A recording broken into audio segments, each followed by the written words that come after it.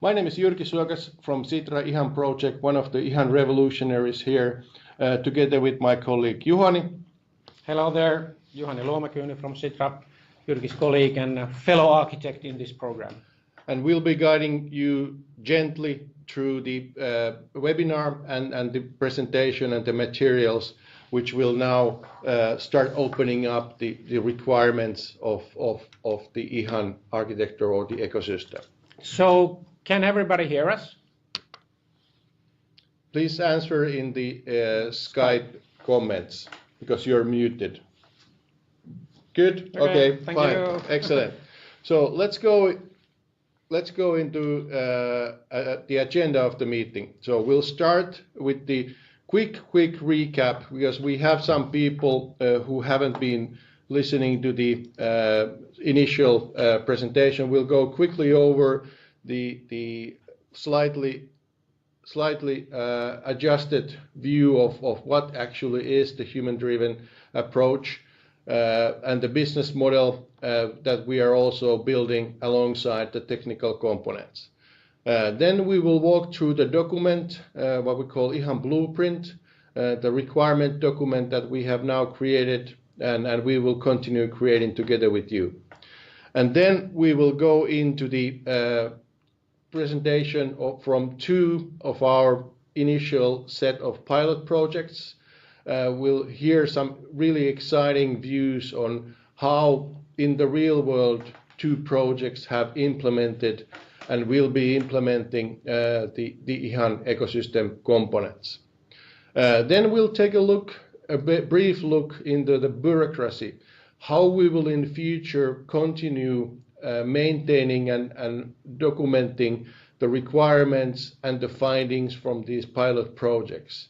So this document, the IHAN Blueprint that has been now created, is the first cut, the first draft, the first take on the requirements, and they will be further elaborated through the work in the pilot projects. Then we will, as said, spend a lot of time, hopefully more than the 25 minutes, which is allocated here in the agenda for the questions and answers. So please keep on typing those into the comment window in the Skype, because that's your way to get those questions in. We will answer all of the questions at the end, so bear this in mind. We will keep this as not a monologue, but a, duologue, so two people talking most of the time. And if there's something really critical, we will stop, but we will try to sort of get the flow of the meeting so that the questions will be answered in the Q&A session. And then at the end, we'll show what will happen next, which direction we will now be moving and what speed. So without further ado, let's go into the overall sort of scene setting. What is the human-driven approach? Again, some of you who might have not been part of the initial meetings or have not heard too much about who we are and what we do. Sitra Innovation Fund, we are a think and do tank, so not just PowerPoints and slides and paper, but we also do a lot of things, and IHAN is an excellent example of a project where we actually coordinate the work of multiple different other initiatives to make sure that we are reaching a common goal. So we are an organization making sure that the Finnish people and the country of Finland will go on improving and exciting new things coming out from the different projects that we do.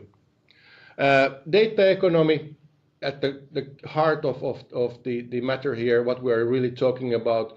It's the services provided by and to from the different entities, the persons, the individuals, the end users, us citizens of countries or members of some organization. We receive services from what is here called business. So it's an entity which is either a private or a sort of, fourth sort of member of the state structure. So different kind of entities that provide the services to us. So that's the B2B. Government, that's all the public entities providing different services. So there is the overall flows and this sort of conceptual illustrative view on how big the different services or service flows, data flows are today and will be in the future. So the focus here is really on the business to person services. So there needs to be an organization, some sort of organization providing the services, making sure that the different laws, regulations, and all of these are followed, and they also have the monetary means and the physical means to create these services, collect the data, and provide these in a secure way to the end users, to the persons. And in the heart of this is the different identities. We'll be talking a lot about identities in this presentation and in the overall concept, even though identity is not really in the heart of IHAN, but identity is one of the key concepts that we are using here in the IHAN ecosystem. So what is really key is what we call the value flow. So data economy is created when there is value passed, it's created and then it's captured. So our idea, a very, very simple view is that the service provider, they provide services to end users. The service providers need data to provide these services, but the service provider needs to be compensated for providing the services. And really key here is also that the data providers need to be compensated for providing the data for the service providers. A quick example of a not so well, the forecast is not so good, not so well created data economy is the PSD2 regulation here in Europe, where the banks are forced to open the APIs to provide the data for free to the new service providers. It's missing the feedback link, the bottom right value, which then means that as the ecosystem is not closed loop, the ecosystem is not viable. And we're seeing the examples from UK open banking that this ecosystem is not really working too well. There are not an army of these new service providers. The banks are not opening up their data only because the business model is missing. So the business model is the key, and that's why here in the alongside the technical project, we're also working a lot with a fair business model, fair to everybody, fair to the end users, fair to the service providers, and fair to the data providers. So that is really the key, and that's the driving force behind all of the work that we are doing, that the business model is fair. And again, value here, that means compensation for the work to provide the services or the data. So where are we? We're in a situation today that there's a shipload of data about me all over the place. I really don't know where and how to manage it. I don't have the tools, I don't have the means, even though here in Europe we have the right. And the right comes from the GDPR, the General Data Protection Regulation, which has come into effect more or less to the date 4 months ago. So it gives us the right, but it didn't give us the tools. It didn't give us the way to actually control and manage the data. And in the Article 20 of the GDPR on page 78, it's massively great bedtime reading if you want to fall asleep really quickly. But I managed to get to the page 78 on my third try. So in that sense, there is this 20 rows of regulatory text giving us the right to transfer the data from one organization to another. But again, there are no tools, there is no way to manage the consent, which is at the key of this. There is no format for the data to be moved, the format sort of definitions and such. So it really didn't help too much. And our idea and our sort of initiatives, sort of heart of the initiative thinking is that we need to be creating these tools, these methods, these ways of getting the data to be transferred from organizations to others, so we can start building these ecosystems you saw in the previous slide. So what is happening is that these massive data providers or data companies are hoarding the data from all over, and these service providers who really don't have the data, the red guys here in the middle, they need to start buying the data or sourcing it from other means. So in that sense, the market, the playing field is not level for these guys, which means that as these data companies grow, the business model becomes worse and worse. And that's why there are many initiatives in the European Union level on the single data market, ensuring that also the European players, because of the data companies here in this picture are not really the European players, would also get a more level playing field with a set of rules that enable them also to become companies in this whole ecosystem. So what we are doing is taking the world and helping the world by creating the set of components, the set of tools, the set of business models, the different frameworks to ensure that this world where the service providers can then source the data from the data providers, they get compensated for their work, and the service providers really can start providing innovative new services which really benefit me, us, all of us as individuals, to ensure that these economies then come about. What we're doing, quick recap, is really the key principles, rules, guidelines, but also the technical components. We are orchestrating the work of the multiple pilot projects, what we call technical pilot projects here in the beginning, but quite quickly we also want to start seeing business results. So just creating technical components for sake of creating something wonderful from technical point of view is not something which is viable in the long run, but it's really the key that we start solving business problems, making sure that the business cases, they really calculate and start creating value for all connected parties. So again, a recap. So what we're doing is we're helping the individuals, but we're also helping the different service providers and data providers who are the key players in the future of the data ecosystems. Okay, so that was the quick 15-minute recap on the IHAN principles, and we'll move now to the technical specifications. And you most hopefully you have now received. Yesterday we did a special delivery to all the participants of this webinar.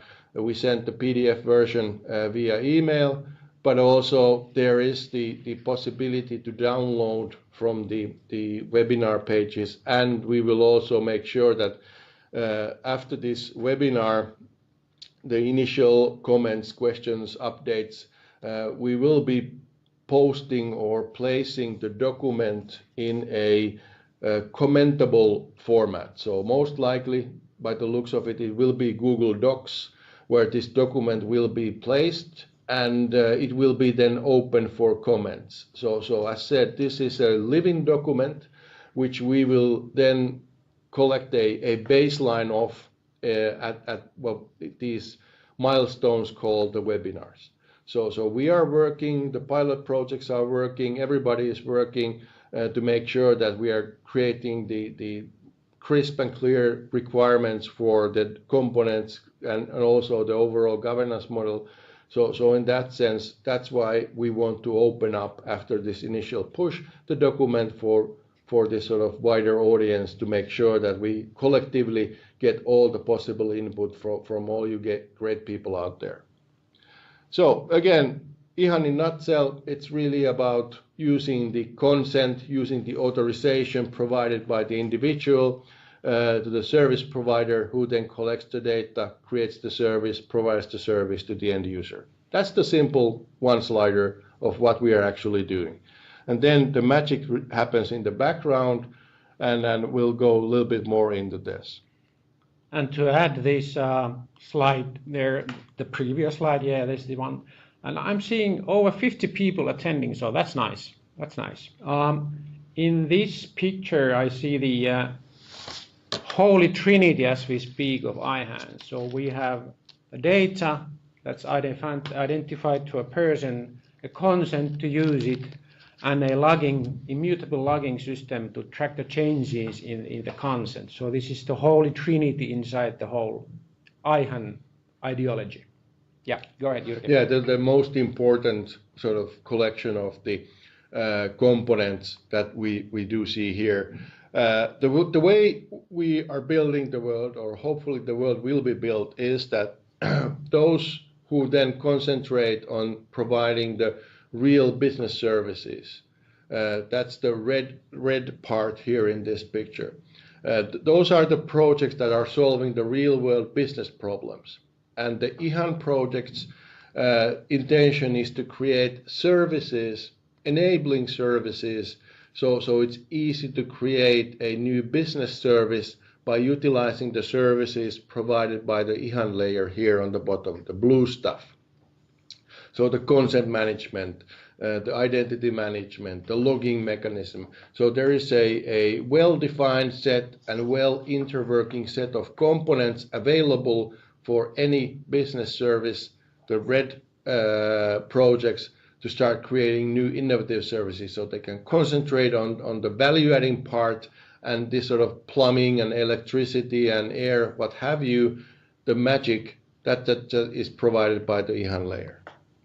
So as work has progressed, we've sort of narrowed down to this current set of components, which we will walk through, now divided in these layers, what we call identity, data, consent, services, and log, and in the different levels, end user, service provider, and data provider. And we'll walk through these in more detail, and the detail is exactly the same as you can find in the document IHAN Blueprint. So in that sense, we will not be creating any new content here, but explaining more how our current thinking is, what, for example, service provider consent directory will be called SPCD or something like this. Somebody will, of course, come up with these familiar four-letter acronyms in a moment, but in the end, we'll walk through these in a sec, just to make sure that we explain that how they work from their sort of internal point of view, but also how they interwork with each other and the outside world.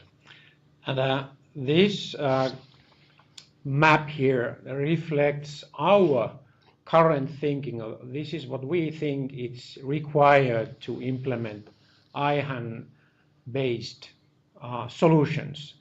And it's the whole idea of this working in work groups and establishing pilot project is to gather information from it. So if you recognize immediately, hey, you are missing a certain critical component, please shout and raise your hand, put a text on the conversation so we can, grab it and consult with it. Yeah, go ahead. Yeah. So in that sense, creating these solutions. So on the next slide, there's a example, just an illustrative example of a service created by somebody. The green guys here on the left create a service wallet app on a mobile phone, for example. They focus on their green stuff, the user interface, the business logic, the data logic of their own application, but they can embed the IHAN services into their app. The yellow guys who are providing the end user service, they focus on the user interface, the business logic, and the data logic again of their own service, and they utilize the blue IHAN components there. And same applies to the, is it orange or whatever that color is, and the pink guys who are then data providers. So the idea is that these services, these components can be used by a variety of different roles of the players in the data ecosystems, and also there can be different implementations of the different components from the projects and the technical pilot projects. So this is the view that someday, not today, but someday will be there, that there is a interchangeable and reusable set of components that anybody who starts building their own stuff can create the services they need and want. Okay, I'm getting messages so that the slides are not changing.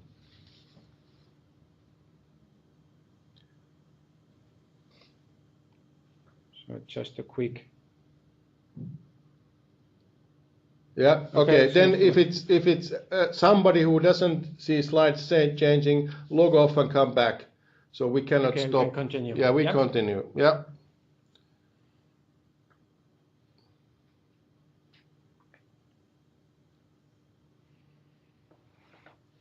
Good. So IHAN blueprint, the document, it is a requirement document. It's a document about what, not how. The how is the technical pilots and the business pilots and the real world projects that will start utilizing these components.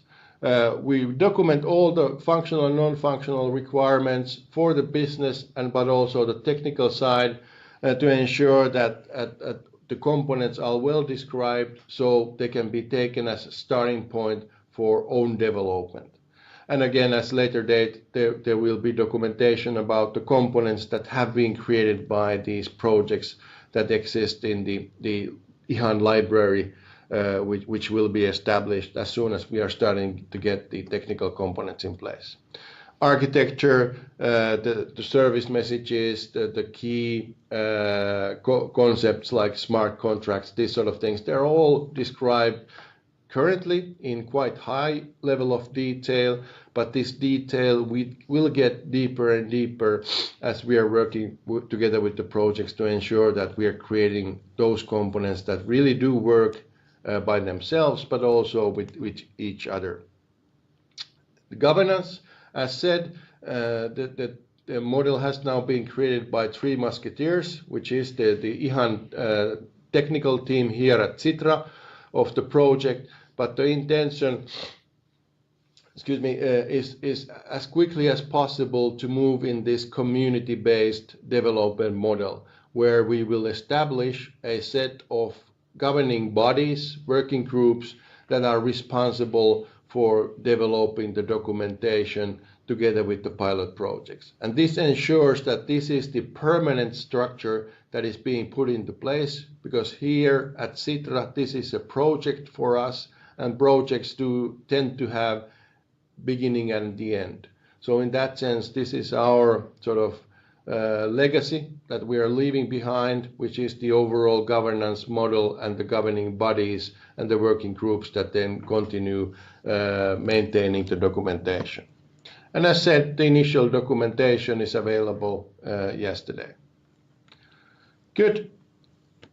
Technical context. Okay, Juhani. technical context here, a few words from an architect's point of view. These are the initial architecture, how would I say, restriction or advices or guidelines. So all solutions that are built can be built and should be built on different ways and different technologies. And we wish to get from these projects, for instance, the wallet is a key component. We wish to get from these pilot projects several implementations of the same components so that we can compare them and kind of make a recommendation that these are, for instance, after 3 years, we can say that these are the 3 most effective ways to build a wallet for different purposes. And to be, a modern way, to build solutions in a modern way, interoperability, you should have that as a de facto in all those solutions. So we are not trying to build silos. We are concentrating on these IHAN core components, but we must recognize that there will be metadata exchange methods. We don't define what they are, but we need to recognize that they are needed. And a lot of standards are already in place, and perhaps we need to build new standards and new ways to do this new fair data economy. But in the document there are a bunch of other architecture principles. Please get them and check out if they make any sense. I mentioned that we have these what we call main concepts. The key here is, of course, identity. The digital identities we have in the online world, some of them strongly authenticated, provided even by governments, banks, something which is really a real representation of me in the online world. So I can really start signing agreements, making sure that things really work in the online world. Then some of the digital identities are not as strongly authenticated, so there is a multitude of digital identities, and the purpose of the IHAN architecture is to manage all of these varying levels of the strong authentication. Identities is a key for the IHAN identifier. We'll go into this in a second. Juhani will walk us through the main concept of the IHAN identifier. But in the end, identity is something that is managed outside of the IHAN ecosystem. So the different identity management systems, we do require a way to get the identity in, so we can use it in the consents, use it to access the data, use it to provide the services for the end users. So if we move into the IHAN identifier. So IHAN identifier, or IHAN identifier, which was formerly known as IHAN number, somebody might remember. And this is the core idea of creating something new. So we think that there will be a way to identify something that as a person you have a data connected to you. This connection can be identified in a unique identifier to be defined. And we recognize that this is not the easiest thing to build, so we kind of define or set the requirement that we need an identifier. We don't know how to build it. We don't know if it's possible to build it, but we believe it's possible to build it. So these are one of the key deliverables of the pilot project, is to prove that what we have thought that is a nice idea, it would actually technically work. And recognizing the situation, we also recognize that if you have an identity like an identifier like that, it will create complexity, and that's something you have to tackle in those pilot projects. So there can be unlimited number of virtual identifiers of data and individuals. And something to control, the orchestrate the so the identifier is gathered from an identifier for a person and a data, and the data identifier is what we here call a data access record. So combining them in a combined function, as Antti Larsio said, this will provide. So this is needed, and we don't actually know or technically know how to define this, but this is a requirement. This is something we will need. 50% of the IHAN identifier. And then the second part of the Holy Trinity is consent. So this is the, if we can define the data entity that is connected to me. So for me to provide okay, you can use my data, we need a consent. That's a technical solution or implementation of this how I give an authority for somebody, service provider, to use my data. So it's something like a core component, and again we wish to achieve or get from the pilot project how should this be done. And the last main concept is the metadata and semantic interoperability. So this is one of the key factors when moving data around, the format of the data and what the data actually means.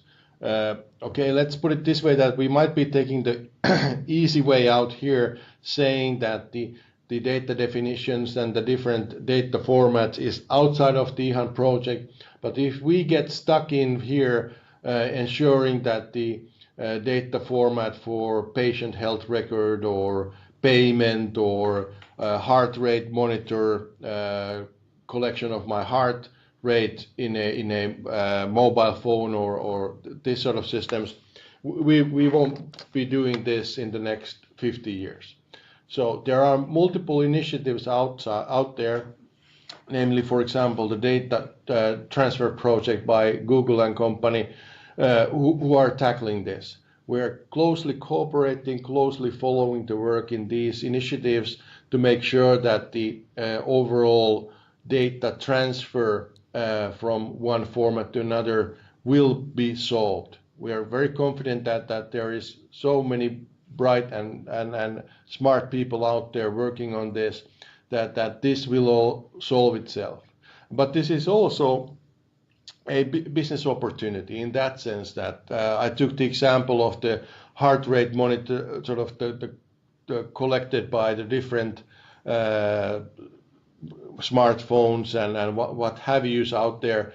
A Garmin way to collect the heart rate is different from Suunto, is different from the way the other players are doing it.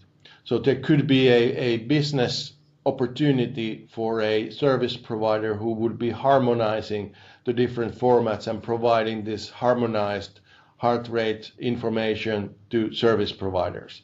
Well, it's a business opportunity only if there is the value, the compensation for work in place. But this is something we are now currently exploring, following closely to ensure that all the latest and greatest developments in this will be taken into account when we're building the better world, the IHAN ecosystem. So the overall view of the different components, as stated, on the top left, identity management, identity itself, it's outside of IHAN scope. On the bottom, the data transport is outside of scope. And on the right, the actual storage of the data providers, how it's stored, in what format, it's out of the scope. I started with this out of scope as an engineer because then it's easier to understand what is inside the scope. What is in the scope are the different components in the different levels and layers that we show here in the picture. And we will walk through now from top left corner, starting with the personal identity wallet, each and every one of them. And as said, this is all in the document, and this is all the first cut of the requirements, which we will be diving deeper while we are getting the work done by technical pilot projects to implement the first components. Yeah, and I have been, as an architect, I get a request, could you draw a picture? And this is probably the last this kind of picture that you will get.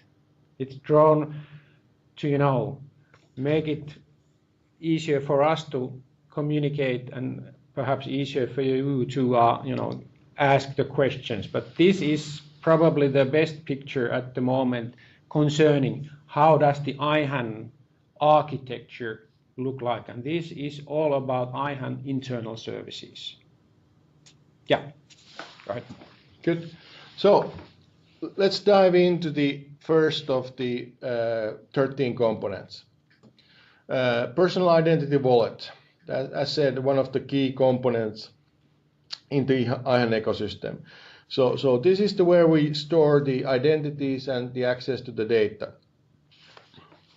So the IHAN identifiers, the artist previously known as IHAN number, that's how we utilize. We store those into the wallet to make sure that the securely stored identities and the data which is behind the identity can be used by the services, can be used by the consent management system to ensure that the correct identity, the correct data is being identified.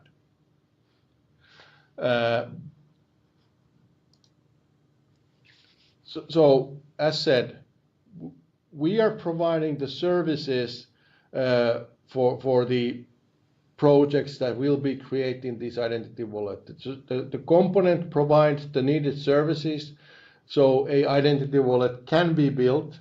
It can have the identities, or it must be able to manage strongly authenticated identities, but it also must be able to manage identities that are just like a username and password, or even anonymous sort of user identifiers.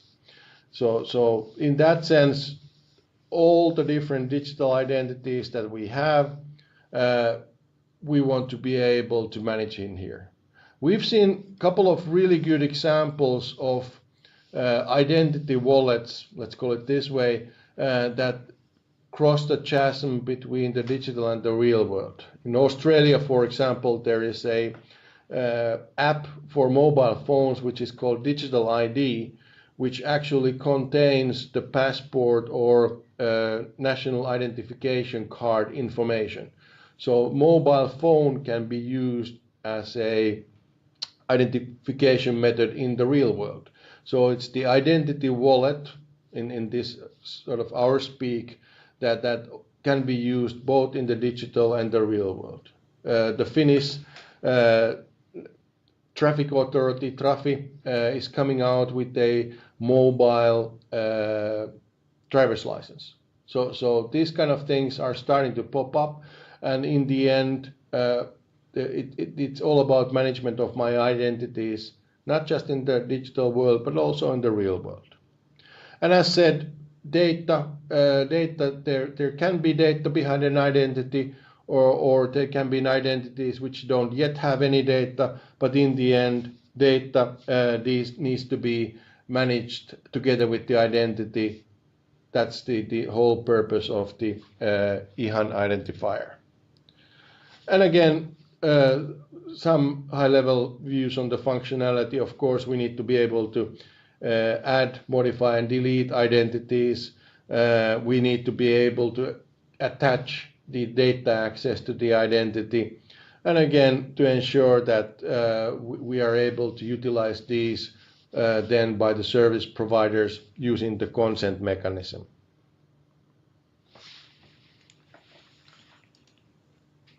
Okay, personal service directory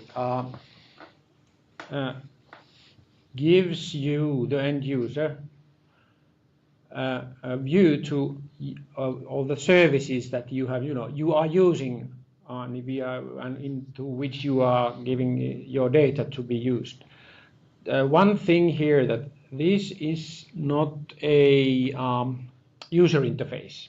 It's a service or a directory that must exist to enable the IHAN to work. So we are not expecting to see, if somebody wishes to build a user interface to implement this, please do, but this is not a user interface, this is an internal service. So it gives due to my services what I'm currently using. Functionalities behind that, so what can you use this for is to, of course, manage your services in a different way.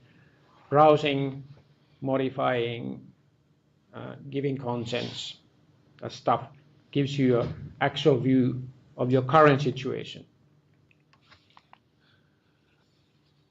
One key point here is also that as not all the people out there are advanced users of IT or technology and so on, it is also key and important that the services can get discovered, let's say, through magic.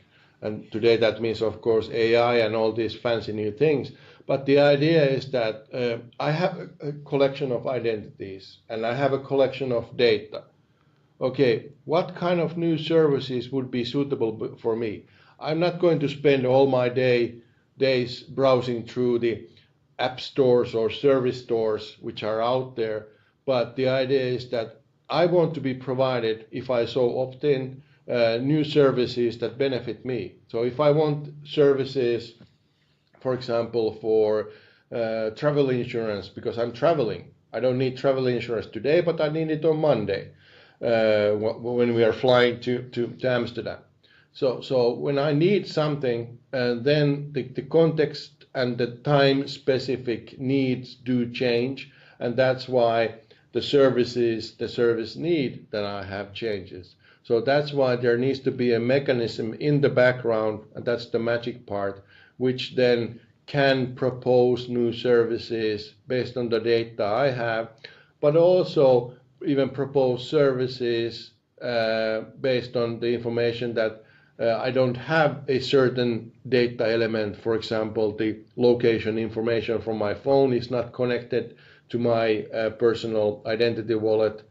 But if I would have this, then a new service could be subscribed by me because that service is available. So in that sense, there's multiple different scenarios of the service discovery, both from the user point of view, but also through the components that we're showing here. Exactly. Good addition. Yeah. Consent, again, one of the key concepts in here to ensure that for a service to be provided, I give the consent as an end user. I give the consent for specific purpose. That can be one of the payloads of the consent. It can be for certain time.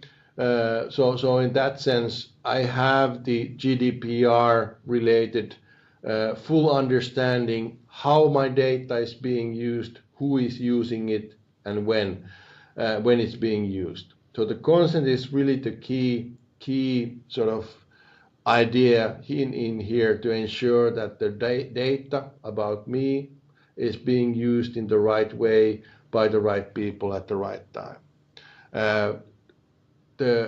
I can create, but I can also revoke or delete consents.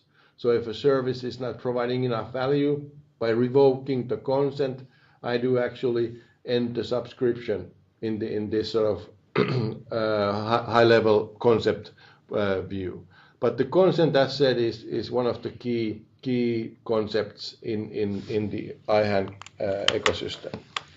Okay, and the personal log is an addition or a required feature or functionality for the personal services directory. So here is the kind of a place that you can see, or you can use it for what have I done with my services. So that everything that changes is logged here, and this is used on a kind of a fundamental structure.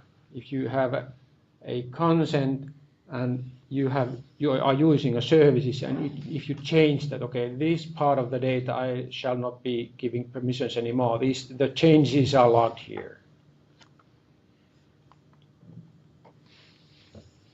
Okay, then the next component, now we're moving over to the service provider level, is the public service directory. This can be seen as an app store.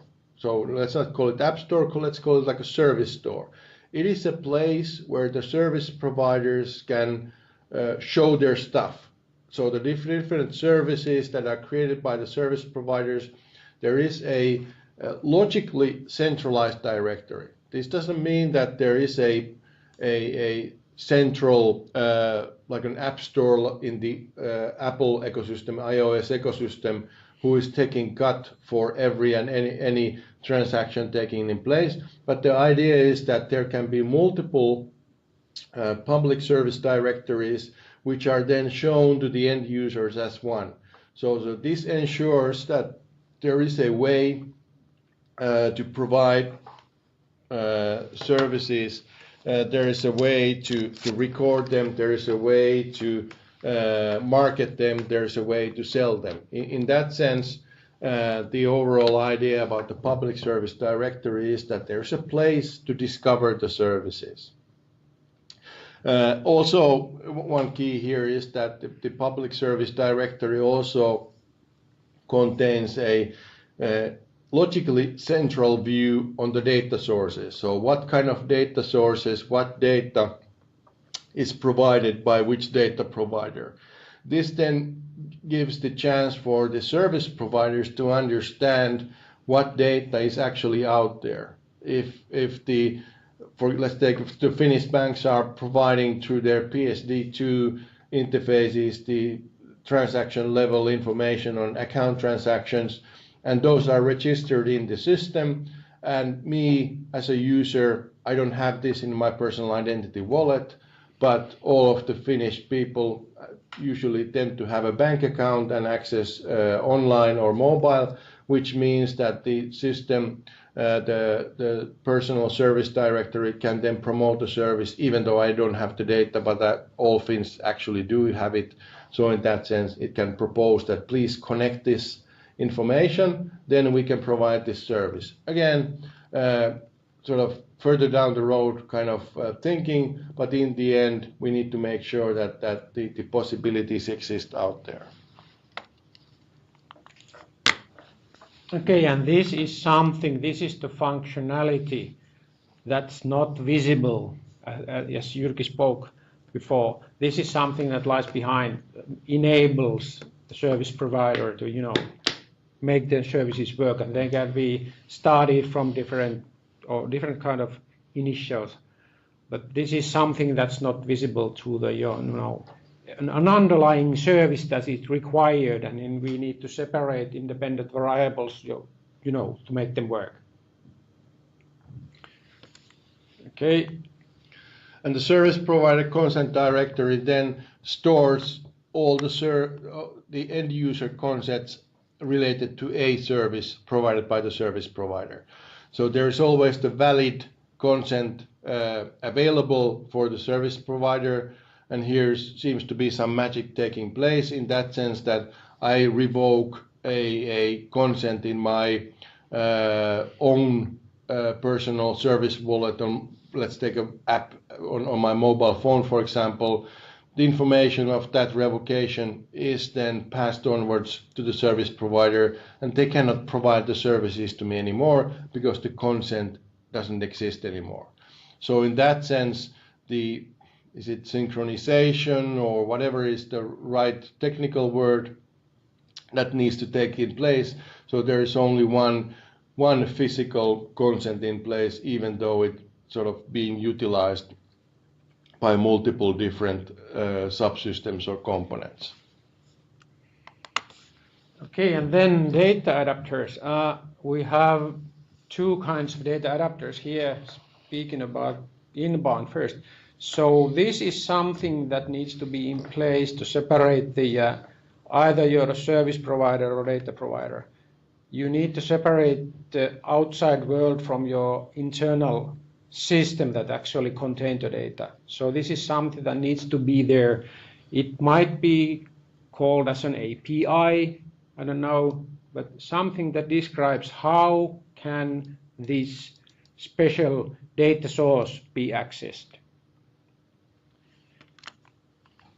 And again, service providers, of course, have their own logs. So for the system to be transparent and fair, everybody needs to be sort of ensure that they do have their own view of the log. So whatever is taking place in the service provision gets logged. Changes or even the actual usage of the services. We're not logging the actual data because that doesn't make any sense and we run out of disk space soon.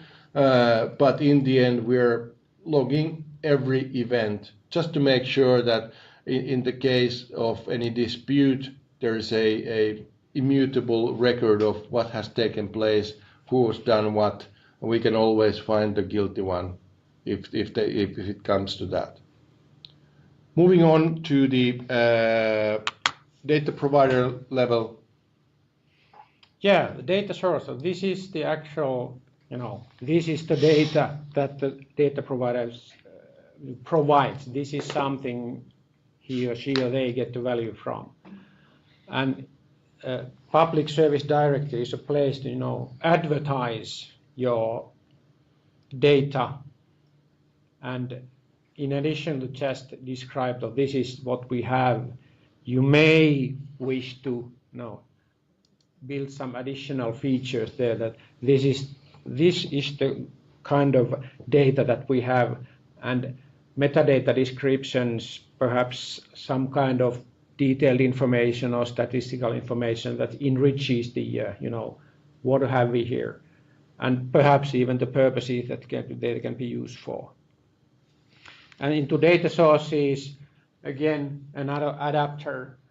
This is something working the other way. So the data adapter needs to be there to separate the outside world from the service providers or data providers' internal systems.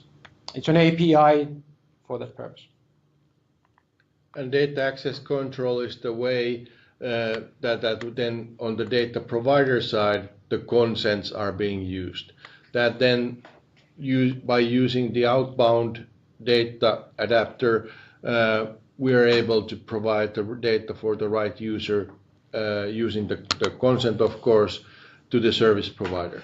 So that is the connection in here, like a remote control to the internal systems of the data provider. We don't really care where the data lies, but we need to get it out through the adapter, and the data access control is the mechanism we're using to get the consent in and get the right data for the right user out. So it kind of orchestrates the functionality. It should be right in or executed in proper order. Absolutely. Yeah. And the last of the 13 components, the data provider log.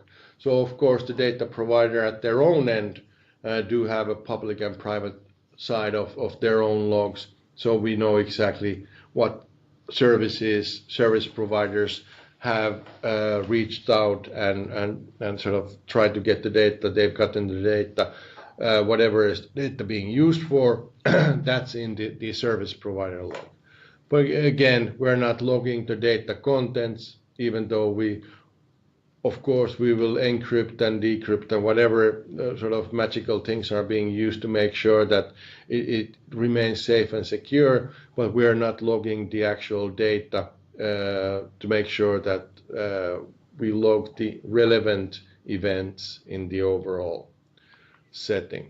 Yeah, and about the logging in general, we have identified that, okay, the certain transactions or things that need to be logged on the immutable kind of log, but saying that, we also recognize that if we try to log every blink of an eye, that should be a problem. So there are several ways to do the logging, and we are here concentrating on the essential parts from the IHAN point of view. We know that other logging is happening also. Yes. Good. So that was the sort of quick glimpse at the components and the architecture and how things do interwork. So it's now 2 minutes past the hour here. So the first hour of the webinar is now behind us. Let's take a 3-minute bio break, and it will give you also a chance to sort of relax and close your eyes for a second. I know this is really heavy stuff coming from our side in this duologue format. Keep the questions and comments coming in. We can see that there's plenty of them already in. We collect all of those and answer all of the questions. And if we run out of time, we will also get these documented in the transcript of the webinar, which of course is being recorded, which I forgot to say in the beginning. So in that sense, that's also something that is happening, that we're recording the webinar to ensure that this can be also watched at the on-demand format at a later stage. But let's take now a 3-minute bio break, and we'll continue 5 minutes past the hour.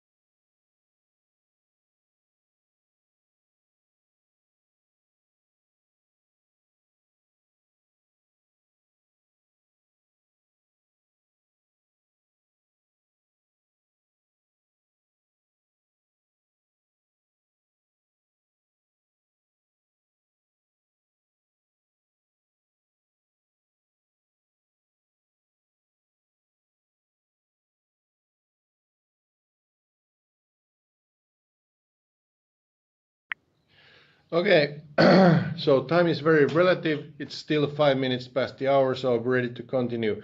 Jari Hakkarainen and Pirkka Frosti, you are now unmuted, so keep the voice down a bit. We'll let you loose in a sec, but just to make sure that everything is now working, you are unmuted from our side, but when it comes time for your own presentation, please make sure that you unmute also at your end. Juhani, go ahead. Okay.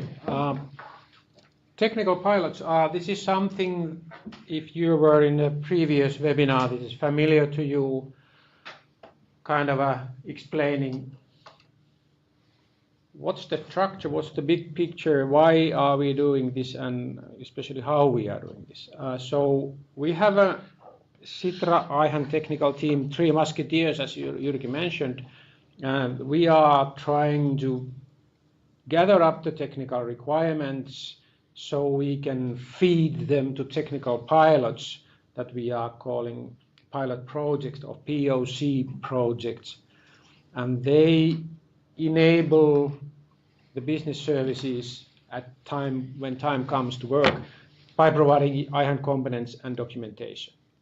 So this is our part is pretty small, and the part of you hopefully will be a lot bigger. But this is the map we have identified, so the IHAN components so far, and as I mentioned before, if somebody recognizes, hey, you are missing a point here or a critical component, please raise your hand, shout out loud, or at least text to the conversation box. So in order to get multiple implementations of these components, we initiate or try to initiate or launch several projects, preferably building multiple versions of all the components. Hopefully after, say, 2.5 years, we have not a single component that would have not been implemented in a project, one way or the other.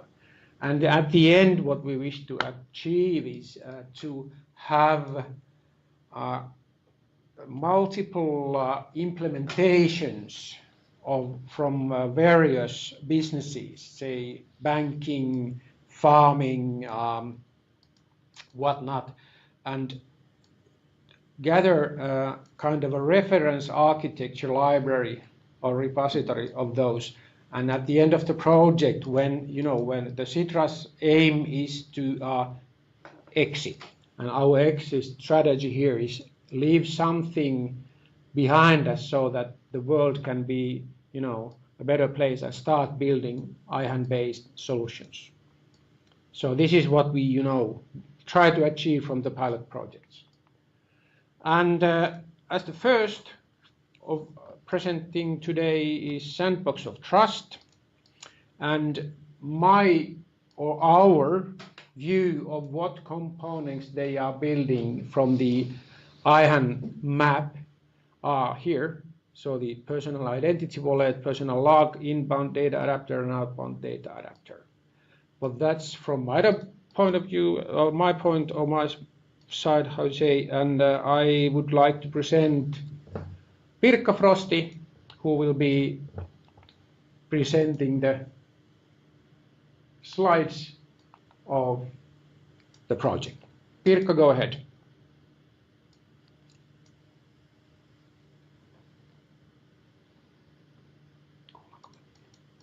We cannot hear you. Okay, now it says not in call. Let's switch around so we.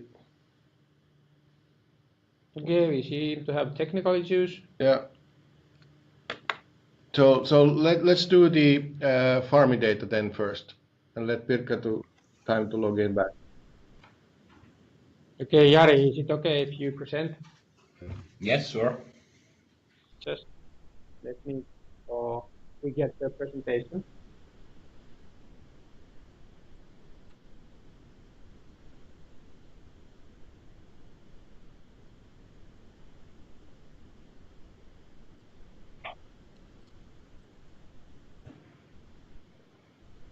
So the Farmidata project, and again, our view or our understanding of what the Farmidata project will be.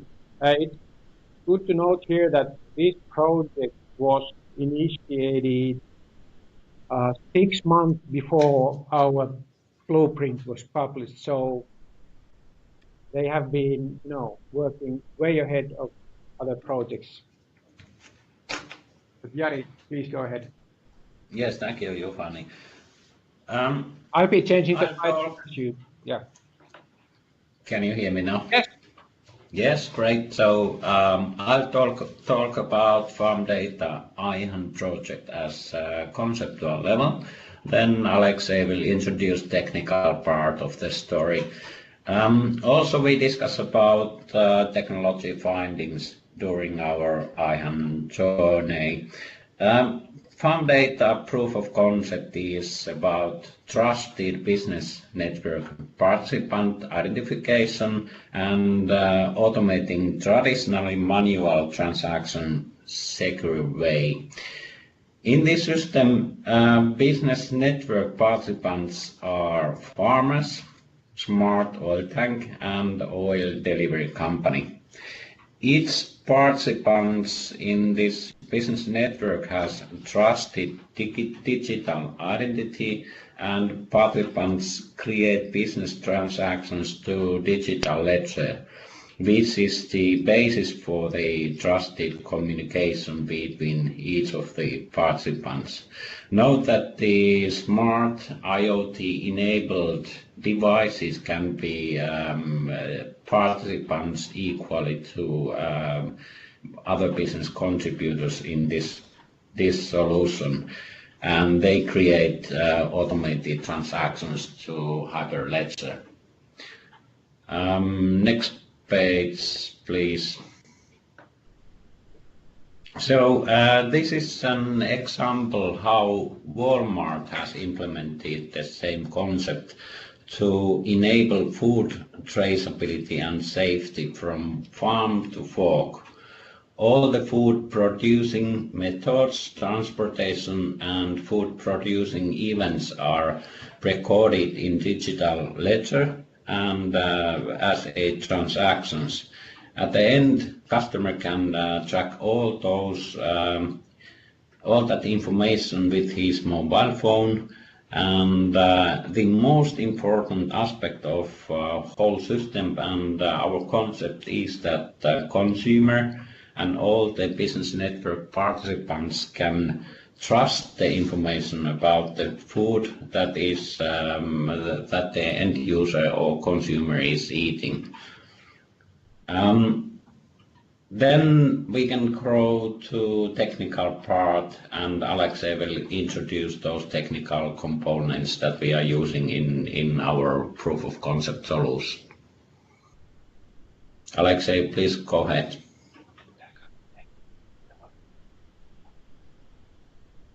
Just to check, we are unmuting him. Strict control here.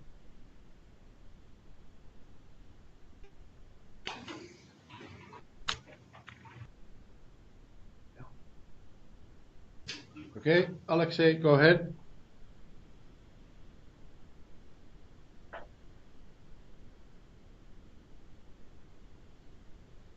We're not hearing you now.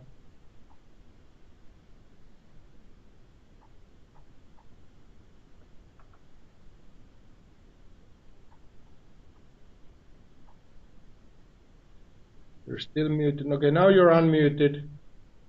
Hello. Okay, go ahead, Alex. I'm Alexei Razin from Data Science, and I will provide you with the details about our pilot. So, as Jari told, we focused mostly on business-to-business services, and the basis for the pilot we choose Hyperledger platform and try to implement services on top of the platform.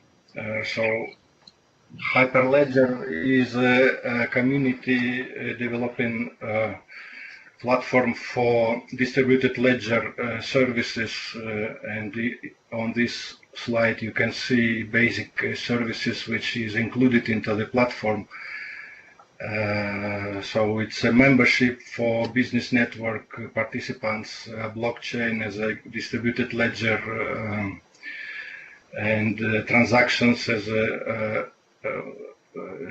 parts of business operations and written into blockchain, and the chain code is smart codes that performs automatically without user attention. So this is basic functionality which we are going to implement in our pilot or use it from a platform. And on top of this, there are a number of services which our application is going to provide. For example, when end users can be joined into a business network and cooperate each other on a trusted manner using digital identity. Can you please switch? Can you please switch to another slide? Yes. The Hyperledger is previous, please. Is this the good slide? No, previous one, please. This one? Yes. Okay. Hyperledger is an umbrella project from Linux Foundation, and there are a number of current existing different branches from that platform, and we were choosing one as a reference for our implementation. So we, after analysis of existing platform, we chosen Hyperledger Fabric from IBM as a reference. Unfortunately, no one of these platforms provides enough maturity level for usages as a platform. So we decided to go the way that we provide the same API and same components and functionality which required for that platform, and in that case it will be easier for porting our implementation to any of these existing platforms. So there are a number of tools also created for the platforms, but I will not go into those details. So the idea is that our pilot following the interfaces and mostly implements same components as in the platform, yes, as in this Hyperledger platform. Can we switch? Yes. Here is a kind of high-level concept how IHAN is in our distributed ledger model. On the left top corner of the slide, you see what we call business network. Here is a number of participants which joined into a network and try to make a business cooperation. So there is membership service exists for join or canceling the service, and inside the business network members share distributed ledger, and they see all the operations which go through the network. And service provider also can join the network and provide services for members, and distributed ledger client guarantees that all the operations will be transparent and all the members are identified, and their digital identity plays an important role here for trusted communication between members. So all the communication is secured, and so that increases level of trust in the network. And on the right side of the slide, you can see how that network from inside, so how that operations goes. So all the members are peers in terms of distributed ledger, and all the operations are transactions, and they are ordered, and the order of the transactions is important, and several transactions can be written into one block, and all the blocks are connected to each other and distributed between the participants. So from one side it is very similar to social networking, and from another side it is similar to blockchain technology. So joining these together will give us a new level of business communication and trust level. So can you switch to next slide, please? Here how we see digital identity shall be in our understanding.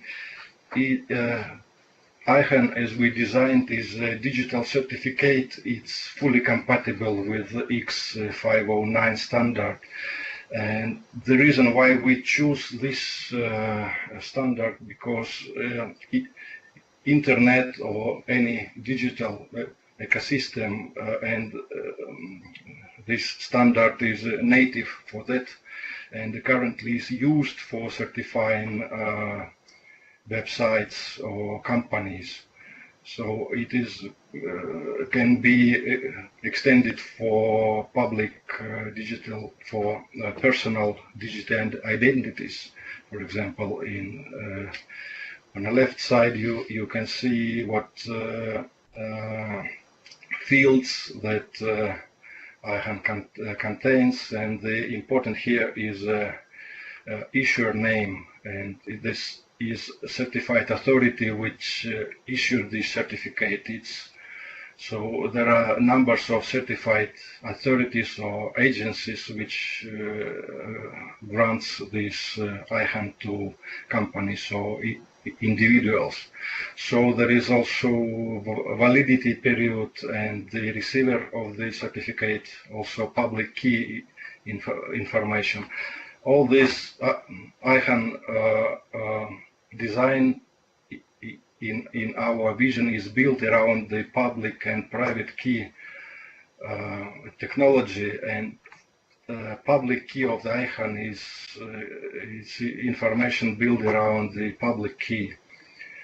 And so IHAN also contains extensions which can be used as a wallet or any national identity containers or similar to that one.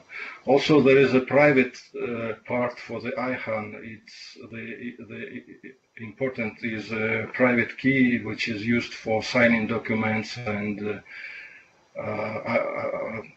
identification, and for signing blocks into blockchain in business networks.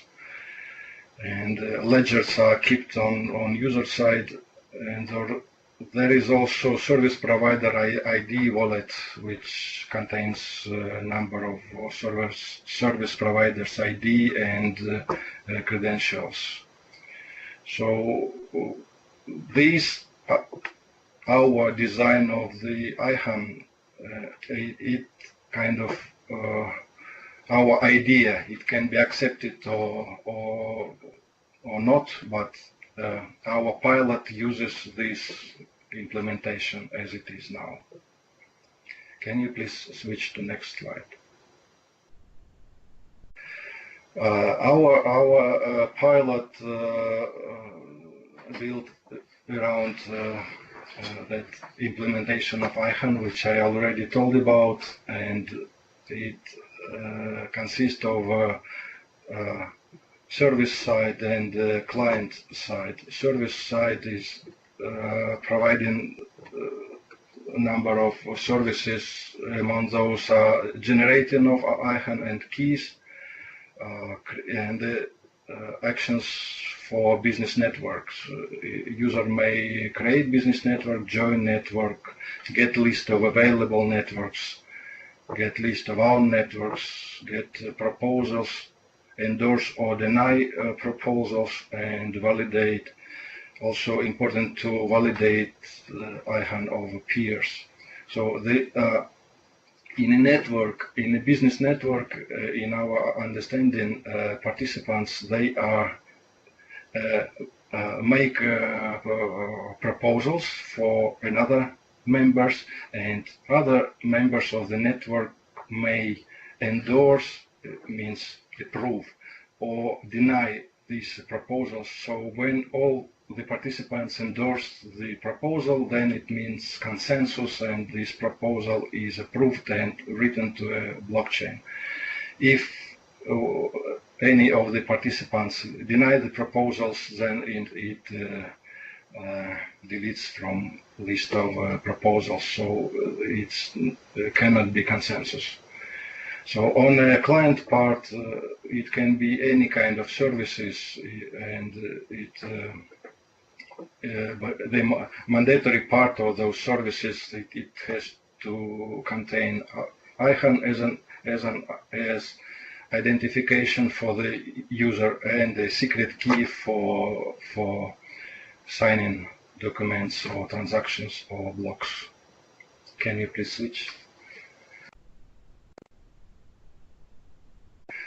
And here is a user interface for our pilot, and the first sub-slide is generation form. It's very basic and simple, so we were concentrated on what's under the hood, not for user interface. I quickly go through all this implemented functionality. So first is generating IHAN.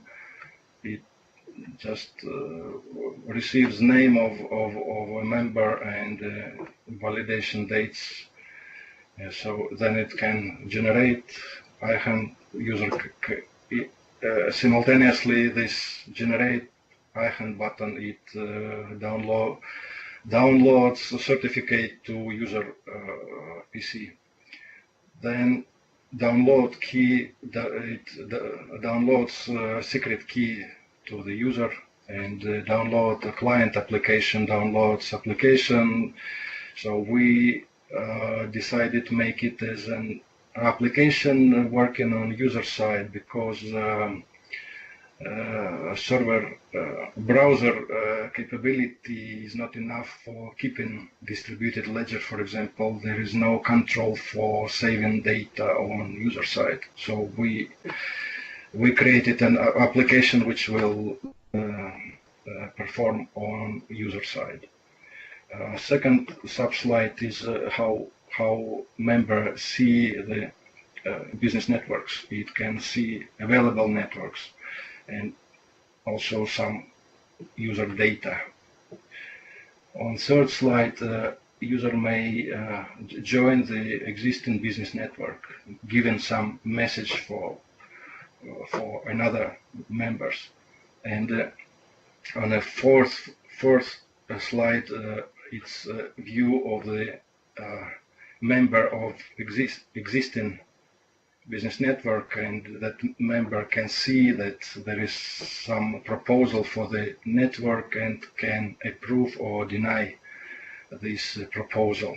So in this case, member approves this request for membership.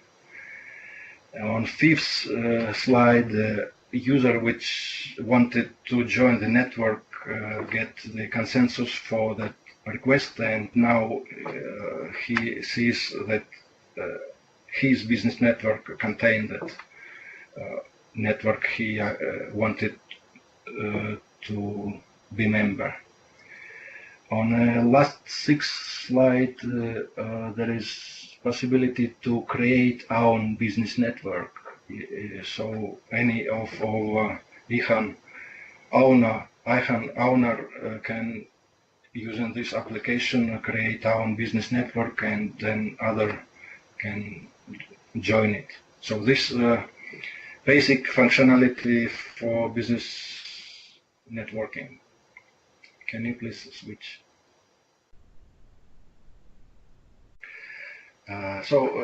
On this slide, generic information about certification and digital identity, and the reason why we see distributed ledger technology is so important, and how it can change the transform business from now to tomorrow. So currently certification is pretty segmented, and business trust on quite low level because of that identification is not standardized, no standard in identification, and so business members shall they are not trust to each other, and certified authorities are not centralized, or they not have same or compatible certificates for requester. So that creates bottlenecks in business processes when data flow and services flow are sometimes delayed or shall wait for some decisions, and they are not transparent sometimes, and so it creates some problems for the business. And so on the right you can see approximately how business processes flow in food production, for example, fish manufacturing. So there are many participants in the process, and they communicate to each other segmentally, and they do not know each other, don't trust each other, and shall be trust to intermediate members like banks or some other. So it kind of mess, but it can work now, but there are ways for improvement of that. Can you please switch for next slide? And when digital identity get into reality, certification and distributed ledger, then we might imagine how it may change the business world. Certification is going to be transparent and standardized, so all the identity, so we can trust to people from another part of Earth with the same certificate, the identity will work. So all the processes can avoid bottlenecks because all the members can see each other and see transaction and can trust those. So it also will change as a result. It will give effect in smoother and easier business flow, business processes. So, for example, in food production, the distributed ledger technology gives very good traceability possibility that end user may get an information even where from that food produced and how, when it was stored, in which condition, and so on. And it may be not that important for end user like it's important for intermediate business networks like retailers or dealers or any other. So it opens doors for international market, especially for smaller companies, which then can directly be on the market with our own digital identity and our own services. So they can join existing networks and provide business and services using this technology. So this is our vision for digital identity and distributed ledger, how that can change the business network. Thank you very much for your attention. Thank you, Jari and Alexei. We are switching now. Hopefully Pirkka is there.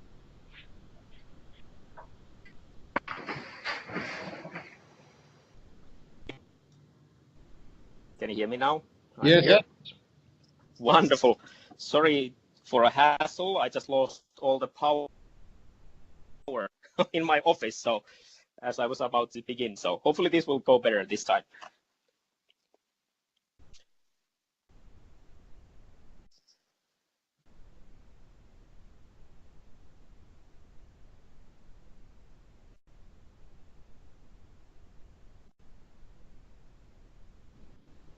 Okay, so these are the components that we see the Sandbox of Trust project is building for IHAN. And Jari, sorry, Pirkka, please go ahead. Yes, thank you so much for having us. I have Sami Sinisalo also joining on the line, so he will contribute to this presentation and especially focus on the pilots and the actual technologies behind, especially the enrollment case. So Sami, you should be unmuted as well. So maybe you Yeah, want I'm to say here. hi as well. Great. Hi to everybody. Yes, so a brief presentation of what we are building in the context of IHAN today. We are basically the task force, which I'm about to introduce as well. Behind the Sandbox of Trust is building the data economy platforms. And we are basically facing exactly the same issues as IHAN is currently already working on. So we feel that it's a perfect match to do this side by side. And to give a brief background today for the Sandbox of Trust, we are facing the need to solve two things in the data economy, just like with IHAN. So it's about interoperability, how we can connect the web of data, especially with the real world, to provide meaningful services for people and businesses and governments, but also how we can provide access to data and especially package it in a way to commercialize it. And in order to make the data economy work, we first need to solve how we're going to automate trust, which means that we need to use especially understanding the digital services and how we can link them to the real world rights so we can actually provide all the value chains and processes behind the services that we are building.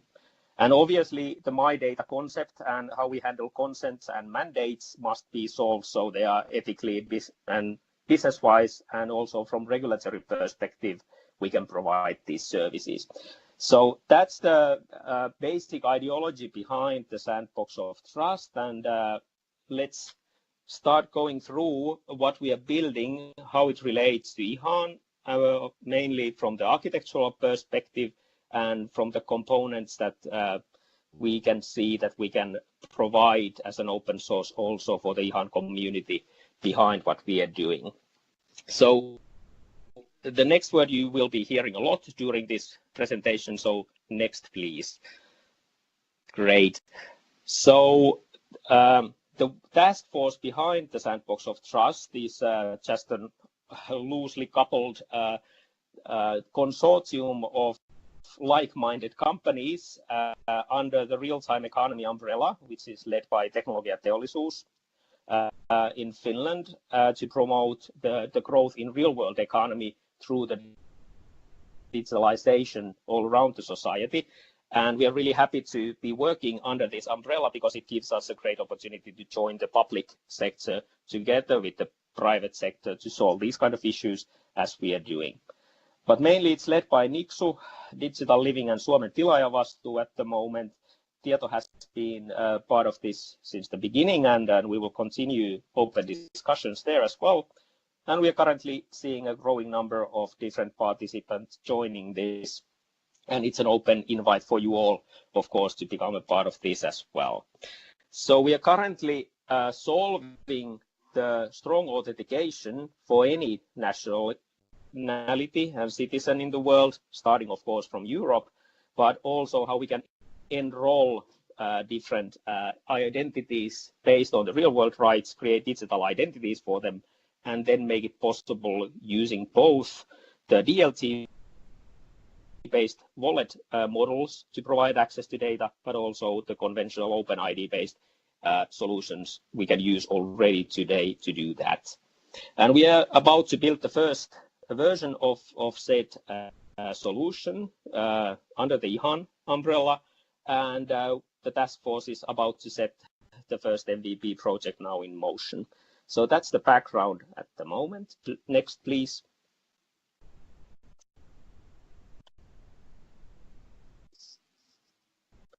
So you basically should be all pretty familiar with the challenges we are facing. In order to provide access to any service, we need to have a strongly authenticated users to actually create meaningful services.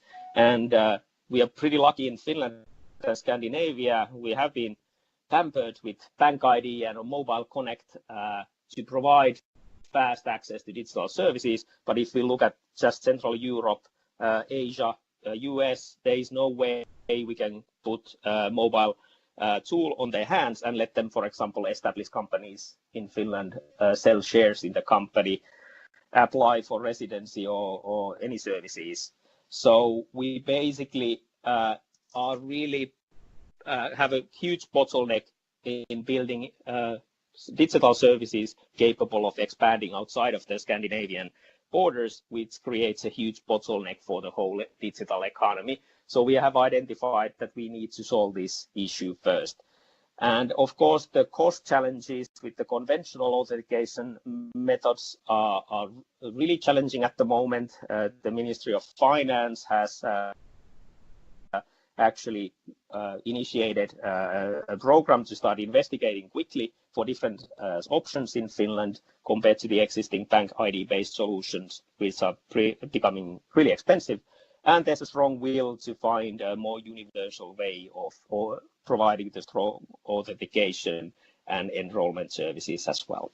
And this leads that before in IHAN or in any services, we can create any consent or mandate services, we need to first solve how we're going to automate the authentication of the identities. So next slide, please. So that is exactly what we are at the moment doing.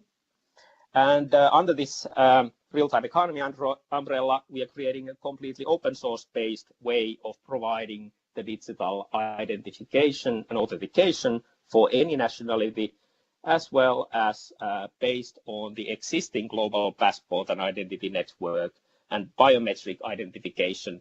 We also hope to be capable of enrolling any citizen into the cloud-based identities. And this means that we also need to disrupt the cost model, and we hope to also, together with the market, create the best practice on, instead of transaction-based fees, which is preventing most of the especially small companies to grow, we hope to create a community-based model where, based on the membership fee, basically we can provide the service, make it a certified node in the European network of authenticated identity providers, and make it eIDAS compliant, and thus create a technical architecture, but also a community model that anybody can replicate, and we can actually start exporting this model from Finland to create a model between nations that could provide the digital authentication, also interoperable between countries and even nationalities from different continents. Next, please.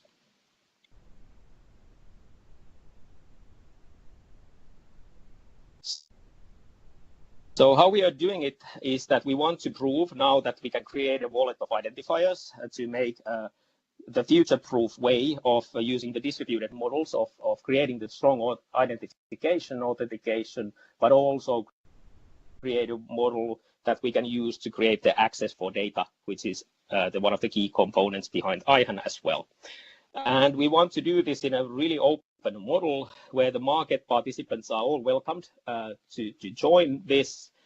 We have already done a lot of legwork with the governmental sector and are really happy about their approach. Yet, of course, there are certain hurdles to make this as a solution that anybody can use, but that's exactly what we want to now solve together with everybody and develop an open and scalable architecture that can be then put to use, and even the governmental sector can then evaluate that can this be used directly to solve the problems of the public sector as well. And the whole idea is that we now prove that we can deliver this, and then together with the market, we create a community that will take it forward. But we can put all these lessons learned also in the IHAN concept then to better understand how this should be delivered and what are the other alternatives to delivering these concepts. So next, please.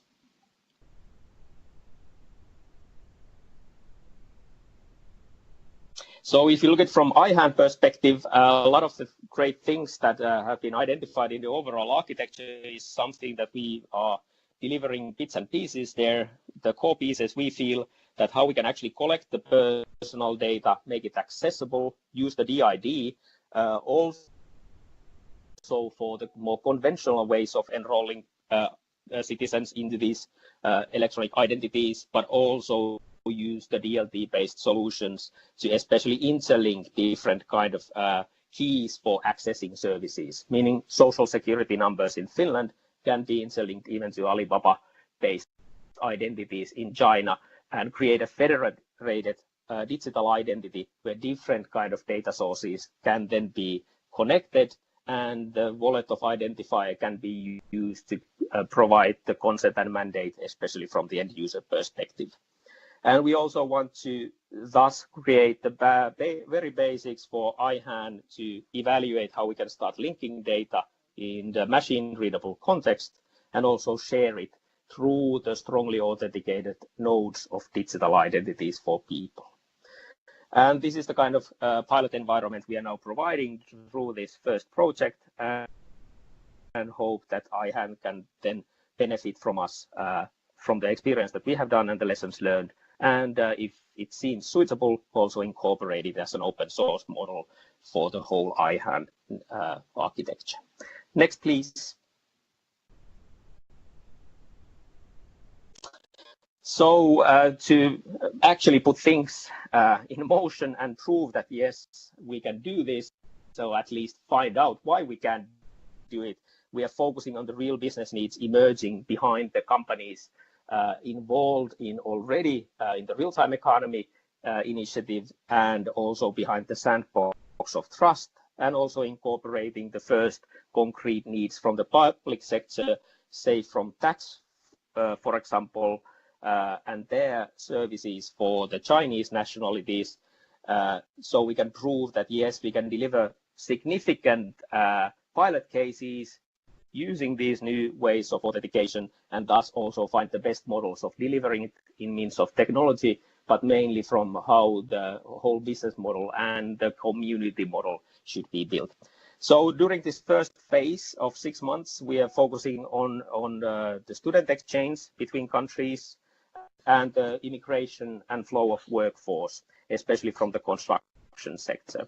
And the third emerging pilot seems to be around tax and Finavia and other public sector operatives wishing to automate the whole flow of getting new nationalities in Finland and providing the fully digital service flow for them to get both the public and private sector services.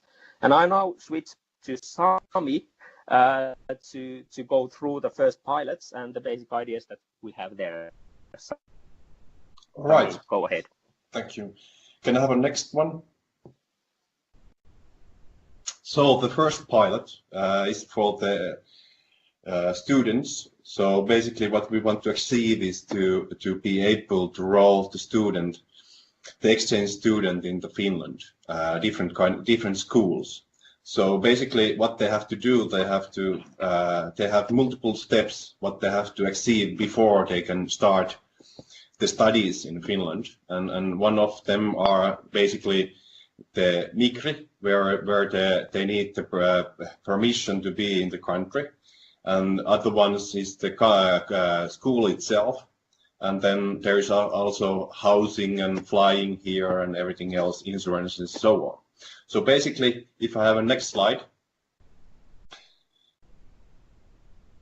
the idea is to provide easy way register themselves, and then piece by piece collecting needed information in order to get the school permission to be here, and then get the residence permission to be study here in longer time. So basically what we have here is two screenshots, just demonstrate the idea is to log in using a current ID, email or WeChat ID or Facebook ID, and understanding what they are now starting. And then they can add more information to the identity. So we can connecting these already existing IDs together, like scanning passports, other certificates or face recognition and so on. So basically what we want to achieve is that they don't have to travel to different country or different places in order to get the papers in, but they can do the things in their home, directly from home. So this is the first step, to create the identity and adding information in it. The next slide, please.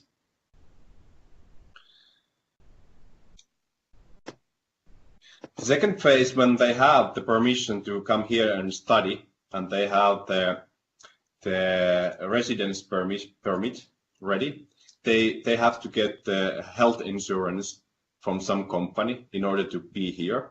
And then, of course, they have the things like flights here. They need a bank account probably here, probably some kind of mobile phone connection and some kind of housing. So basically what we can create afterwards, this is not our service, this is our partners' companies' services, what they can create after the idea is created. They can create a certain kind of tunnel to get one process, get everything done in order to study here. And how this works, if I get another slide, is just putting your email address, your phone number, or your name in the authentication screen, and then your mobile phone is giving the push notification that asking about you are now trying to log in certain services. Is this okay? If you accept it, then you're moving yourself inside the services, and the services will know who you are, basically. Next slide, please. The other possible solution is use of physical channels. So basically, what we can create is to create a virtual card, a person's identity that you can use with if you have physical readers. So basically, QR codes, near-field communication, and so on, or the information inside your phone. The other systems can also use your identity through certain kind of application that we are already providing in certain countries this current time. So this is just an example how the identity can be used future more. Next slide, please. So this is the whole area of the student that want to come here in Finland to work, study, sorry.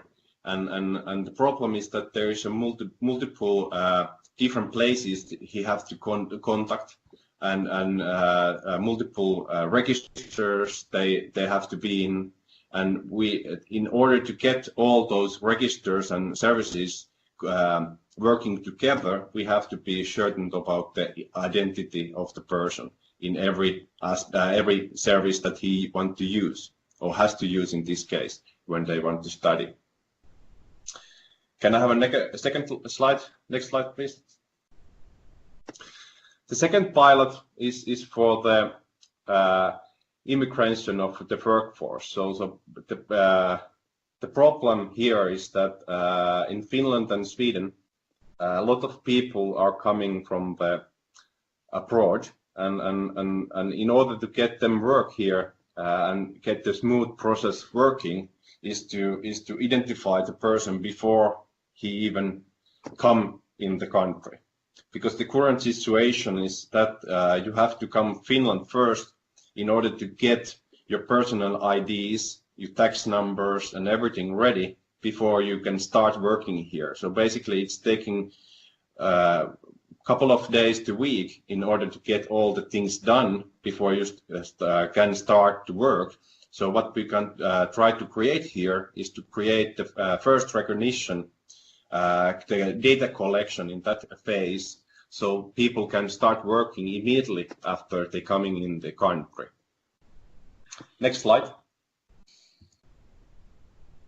The third pilot, what we have going through, so it's under preparation, is a foreign landing service in Finland. So the tax authorities have a project calling China Desk, where persons in China can contact tax authorities and see if they want to, how they can work here or how they can create a new company in Finland.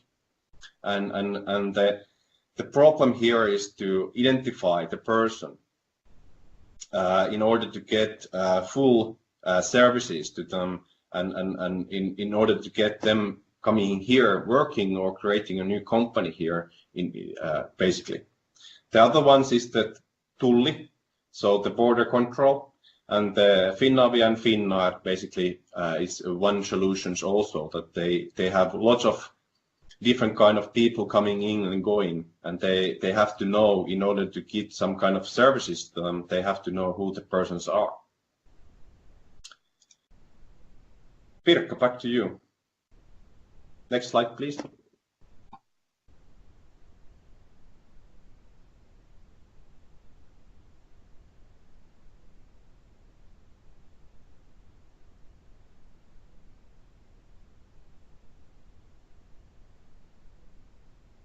Architecture side. Okay, Pirkka, you should be fine now. Yes.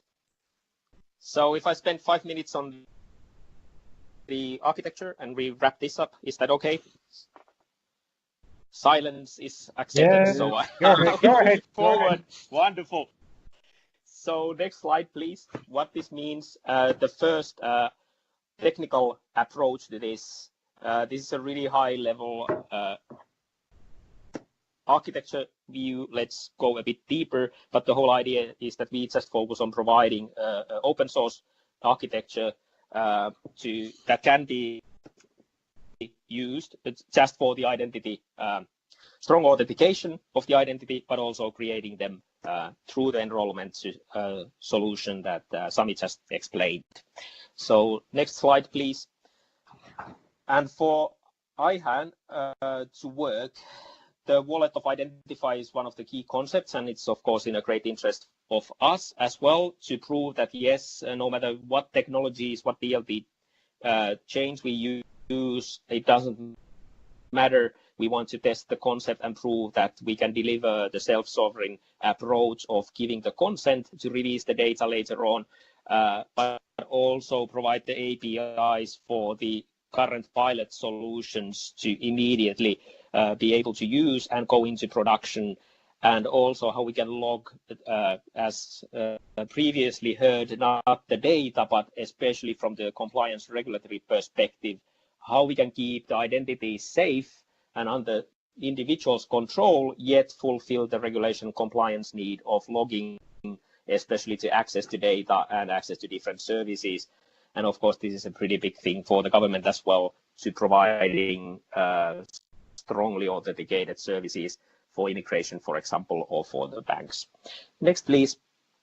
From Sitra's perspective, through this pilot and the Sandbox of Trust technical work, we hope that we can help with the authentication side, and especially with Nixus wonderful expertise, we are capable of testing, making sure that it's future-proof, but also fulfills all the compliance and regulatory needs in order to make this as a certified solution as well, which in turn hopefully gives IHAN more opportunities also to evaluate that how can we deliver this in a way that can be sustained in a long future as well. And it will be focused around IHAN identifier, the IHAN number, but we use the DID as a universal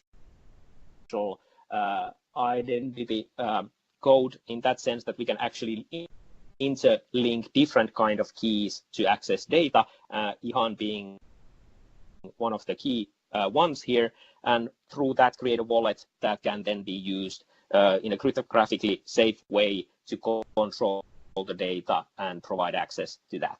Next, please. First, we want to solve the way to make sure that the identities branded with IHAN or DID key are safe and who they actually claim to be based on the governmental trust. We can then next, in the next stages, as IHAN is also move on authorization and mandate, which is a really big thing in order to automate any services and digital economy platforms.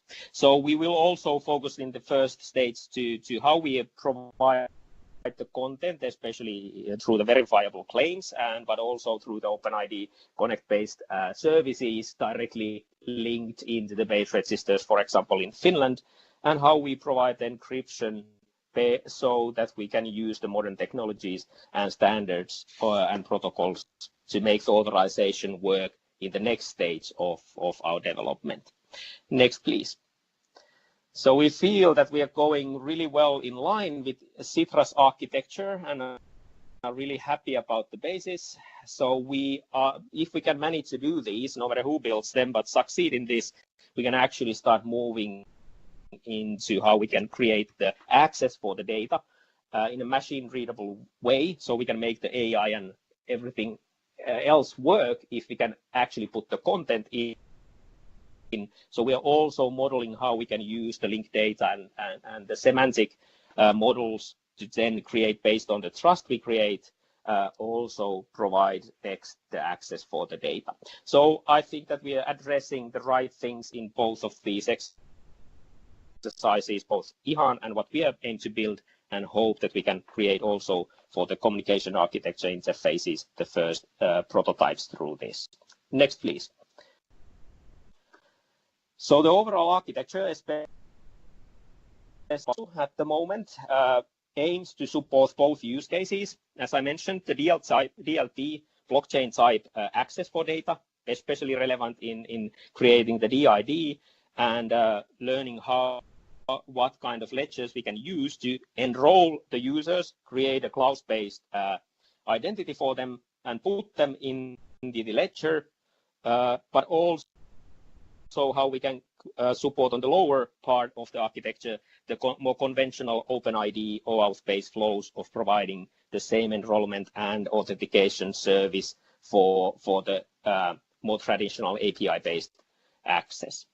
We will create the first mobile wallet through this, and that's why we want to collaborate with Tieto, for example, and TrustNet project going in Finland, and also especially the international project we hope to approach through the IHAN network to understand how we can make this something that is not directly linked to individual technologies or solutions, but an overall architecture that anybody can then take and deploy as they wish. But we use the open source components to provide both the wallet of identifiers, the enrollment services, and authentication services you can see on the lower right-hand side. And through this architecture, we hope that also you all can then learn how we are doing this, and it will be something that through IHAN we can make accessible for anyone to take into use and push forward. Next slide, please. And we will be putting it to real use in this education case, but also in the same way, in the way we handle the labor force going in and out of Finland and other countries. And next slide, please. Also through that, then hopefully quickly through fast experimentations and concrete results, make it available so we can start figuring out not the technical aspect, but actually the way to deliver this in a more societal scale. What would be the best way to build the consortium? What kind of entity should lead it? What is the rule book, and how different kind of organizations, nations should come together so we can make it as a universal solution. So at the moment, with the help of Sitra, we hope that we can together go through the first stage really quickly, build the first prototype of the overall architecture and solutions in the pilot cases, and then prepare to scale this up next year, early next year, especially focusing on the consent and mandates. And that's about us. Next slide, please. This is as I said, completely open project, and there is no central party other than the task force driving it forward. And we hope to build an open dialogue with anybody. Basically, everyone is welcome to join this, but we will make sure that this will happen. So please feel free to contact us, and we will be really happy to take in more aspects and partners and technologies and ideas in how to push this through. Sami, do you have any final wisdom to share with the? No, it's just to say and keep the need of this is that in Finland we have roughly 400,000 workers in the construction sector, and in Sweden we have almost 700,000 people working in construction sector. So basically, more and more foreigners are coming to work in the sector. So in order to get the process working correctly and easy to use, we have to be able to do something about this identification issue. Exactly. I guess that's the absolutely the final word we want to leave on the table, is that if we can't solve these, it's no point in trying to get the data economy working. So I hope that together we can actually accomplish this. So hey, thanks for having us today, and we definitely hope to be in close connection with you all and share our understanding and knowledge quite soon with all you. So thanks a lot. Thank you, gentlemen, for your presentations and input. Okay, we must keep this one because this was already proposed. A few words concerning our pilot project and the criteria. As you have, I don't know if it's already in place, but we are sharpening our focus of the pilot project criteria. Waiting for the slide, just a second.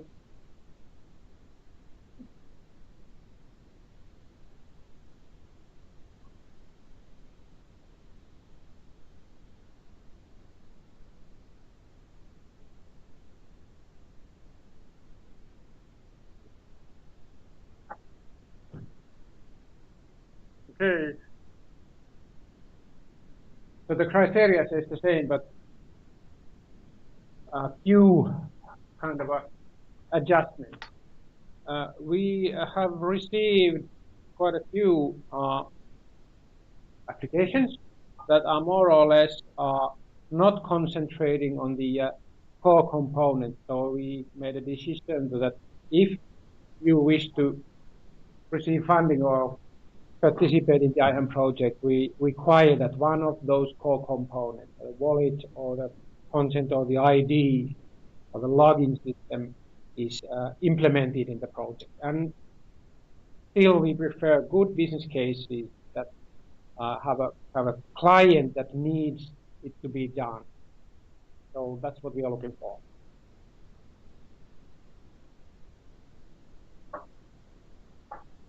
And then Jyrki, a few words.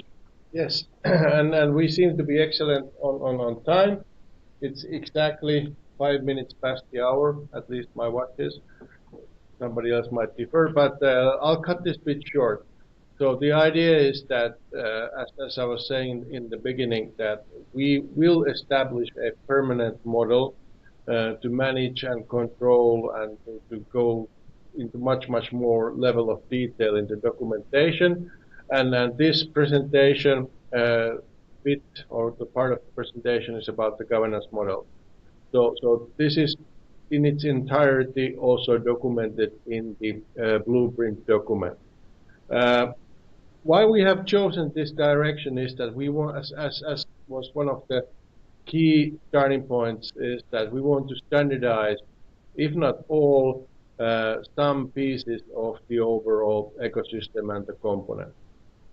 And for the standardization, which is a let's say quite heavy process on its part, it also requires something from the documentation. Hence, we have chosen a documentation model and the governance model, which then embraces the future standardization in a good way. So this might look like a lot of bureaucracy and a lot of working groups and all this, but trust us, this is a way to manage a evolving document in a way that everybody can have their say when and if they're part of the working group, or when they will become part of the working group, and we ensure that there is clear set of responsibilities, clear demarcation lines between the different working groups, so we know that the document will evolve the right direction. Hopefully all of you have seen the documentation. It will evolve. It will contain much more documentation, for example, about testing, We do envision building, as one of the technical pilots, a test bed for the different components. So there is a live system, a solution in place, which is not a real solution, but you can test your own components against this system, so it eases your own development. So things will start evolving, things already, as you saw in these two great examples from the pilot project, that even with the quite high-level documentation we have currently in place, folks have gotten really far, really doing wonderful things and according to the IHAN principle. So the model we're setting up is the model where we have 4 steering groups. On the top, of course, because this is all about business, there is a business steering group called, well, IHAN Business Steering Group. Simple name for that. And it is the group that governs all of the work in the IHAN world. Then we have these 3 different technical steering groups. First is the IHAN Services and System Aspect, the red on the left, and all of the different working groups, some of which, let's say, de facto have been put into place, but the governance model and the meeting structures and all these wonderful things, they're not there yet. But this is something that will be put in place by end of this year, which means that some of the working groups will start their meeting schedules and will start documenting all the meetings, just to make sure that the document is governed in the right way. I will not be going into the details. You will find all the details in the documentation, in the blueprint document, and in this presentation, again, exactly the same. But in the end, the idea, as said, is that we will form these working groups and the steering groups. We will have people popping in and popping out into these. For example, the steering groups on the technical side. Of course, we will have the technical pilot project like Sandbox of Trust or Farmidata participating in these, and especially on the working group side, to ensure that the documentation of the different components gets done in the correct way, in the expected way. We do see that sometime next summer, all of these are in place, so there will be some time. And the active meeting schedules and the responsibilities, all of these will be synced into releasing next versions of the documentation. So we do foresee that there is one single document, the blueprint, which contains all of the deliverables from all of the different working groups. So it's easier to read, of course, access, and understand what is in there. The document will grow in size and scope, and that's just exactly the way it should be. So we'll make decisions to split up the document into multiple pieces at a later date, but right now there will be one document which we will now publish next week, as said, in a format that is out for sort of commenting. So in that sense, we will start gathering your good input also through the document itself.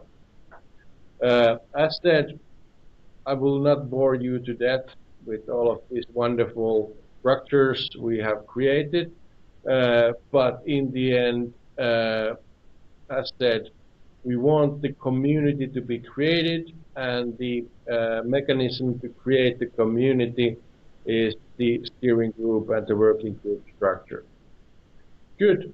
So now what we have done is that we have 45 minutes left. We have all of the different questions and answers collected into this document. The font size is pretty small. I'll just quickly skip through this. But if it's okay with everybody, we'll just start from the top. So that's ancient history, 2 hours ago. Some of the questions and answers have been already answered in that sense that there's a good interaction. I see the team is already having a good discussion and dialogue in the comments box of this webinar, which just means that there's a lot of interest and there is a lot of knowledge and wisdom within this team or crowd or group of people that we are now. So that's why we want to harness all of this great drive that we have to make this into reality. So without, again, any further formalities, let's start going through. Let's not unmute everybody, because that might bring chaos. So if you still are okay, we'll read out the questions and some of these answers and comments. So if you can still respond into the comment box, so keep the dialogue like this. So the first question, Vladimir wins the prize for the first real question and comment on this yes, services can be used without identifying the user. This is exactly what we want to do, and Antti Larsi already answered in the comment box that this is exactly what we want to do. This might be the weakest form of identification, but it's still an identity. And that's one of the things that we want to be able to manage within the IHAN ecosystem. And then there is a small advertisement from Vladimir, the service that his startup is developing. And can you, there was this question, was it later somewhere, that can you apply? Anybody can apply. You saw Juhani's comments on the sharpened focus or the different emphasis that we have on the different components that we want multiple different kinds of instances. So right now we're looking for multiple different ways to skin the cat so we can make the soup. Exactly. So that's the whole idea, that we want to get experiences. We want to see the distributed ledger, the Farmidata world. We want to see if this can be done with something else. So that's the whole idea, that we're collecting experiences and different projects, initiatives that are utilizing and are, of course, implementing the solution in different ways. Then the question number 3, from Andres, the ambitions of establishing standards for interoperability. Yes, yes, we have high ambitions. You know, all data should be interoperable. That's our ambition. But is that something which is doable? Doable. That's dubious, to say the least. I mentioned the good Google, Amazon, Facebook, Microsoft initiative, the data transfer project DTP, and in the My Data conference, I think there was at least 10 participants from the conference to the conference from that project. So in that sense, these big players are also moving in this area. As said, we're closely watching these. We're closely communicating and participating in the work. But in the end, solving the data structures and data interoperability, that's a maybe even a bigger task than the whole IHAN put together. So what it needs to be done needs to be completed, and in those industries where there are good standards, for example, banking, payments, ISO 2022 standard for payments, and other financial transactions, of course, those will be utilized. In health record side, there is almost as good standards which exist already today, but then there are multiple standards. So in that sense, this is a key question to be tackled and answered, And as we were saying, we might have taken the easy road, but the focus might change. But in the end, this is something that requires to be solved. Okay, I can take the next one. Yeah. What's the relationship between IHAN and underlying transport layer? As it was in Jyrki's component picture, we do recognize the need for the ability to move data, of course, but IHAN doesn't state or require any certain methods or layers or mechanisms to move the data. More or less, there needs to be a component. Perhaps it's the inbound and outbound data adapters and stuff like that. So we will have APIs, or we require that APIs need to be in place. But require something like X-Road. If you want to use X-Road, you can use X-Road. And of course, this lands pretty much on the service and data providers landmarks. They, if they wish to use a certain mechanism to transport data, yeah, they can use it. But IHAN doesn't, want to rule out any existing system. Rather than building a new service bus, you use the existing one.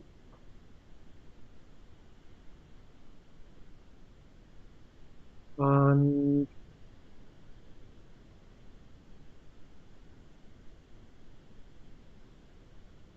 okay, taking the next one. API validator.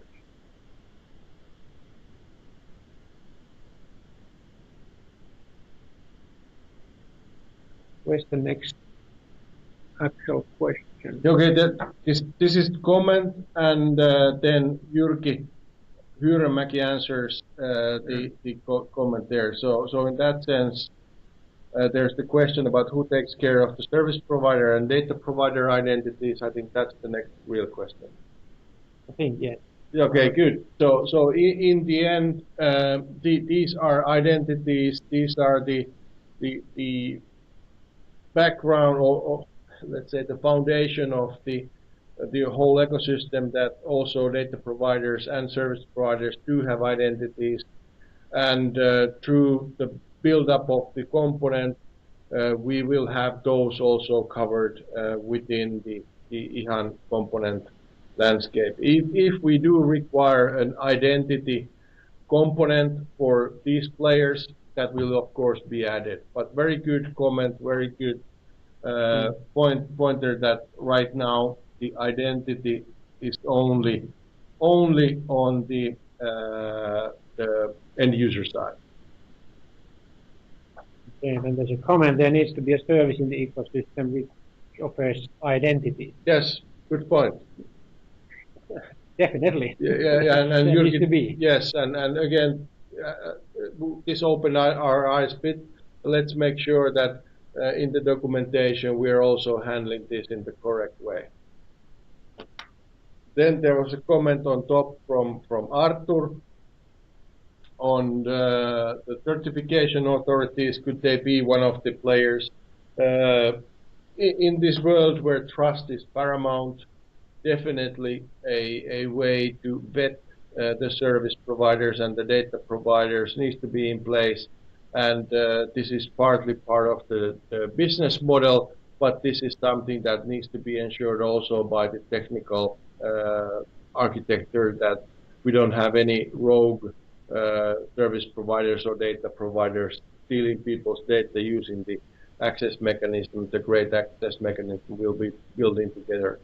So in that sense, is this a closed ecosystem or open ecosystem? Yes, it's an open closed or closed open ecosystem. So definitely there's a play or a part or a role also for the governmental entities, certification authorities in here, to ensure that this is a trusted environment and this is an environment where end users can securely move their data about. Juhani, can you take the next one? I'm just looking at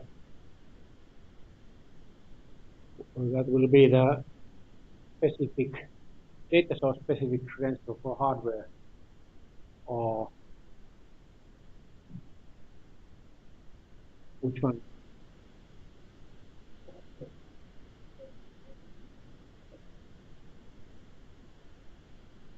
What if? To be honest, I don't know, but it shouldn't be a problem, because whatever the mechanisms that are used are kind of data provider landscape. We don't want to tackle those. They are not ruled out. I mean, if somebody wishes to use those, please do. And let's see if we can find a pilot that utilizes these to ensure that there is again a method to get sort of credentials that are certified. Then Akio's comment on the DID on the sovereign side, that can be one of the standardized universal line. Yes, yeah, absolutely. So DID is something we have been studying.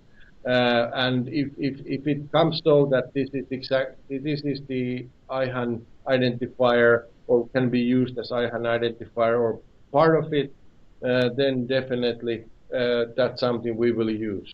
So we're not trying to invent something new just for the sake of inventing it, but that's something we will brought in.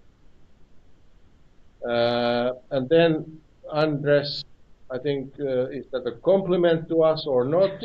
But service director, yes, and consent, they are two different concepts, and they need to be isolated from each other, but still work together. So, yeah. It's a good architecture principle to separate independent variables so that we can develop it. Yeah, and Andres, then you have a comment here about your head, and I don't know what CP is. So if somebody can clarify what the abbreviation CP is, that would be great.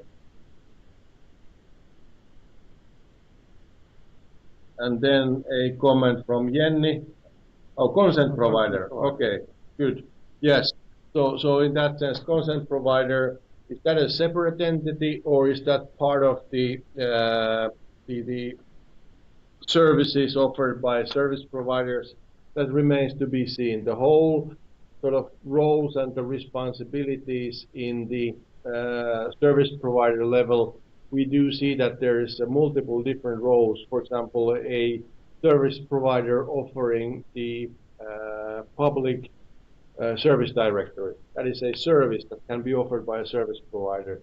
Is consent provider that can be one of the services if we see that there is need for centralized trust services or consent services like this, and there's a viable business model to do so. Definitely that's something to be studied. But in the end, we're looking into a more decentralized model where some of these sort of not single point of failures, but single point of controls can be avoided is one of these. Okay, where do we go? Okay, Andres has to leave. Thanks for your input. Appreciate that.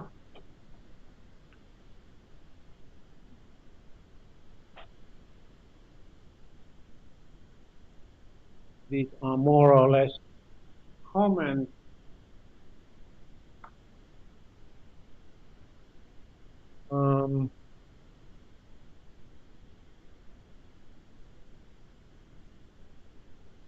How do we envision doing the immutability part?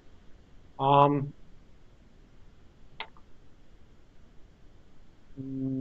would I say? If somebody finds a way to do it that's effective, scalable, technology independent, come forward. Immutability has often been connected to blockchains. We do recognize that, and we had a thing like that in the application website saying we are looking for blockchain thinking applicant. That's something definitely true. If somebody finds or comes up with something else that blockchain is as well as welcome as the blockchain solution. We do recognize the fact that if we try to tap everything into blockchain, we will have performance issues.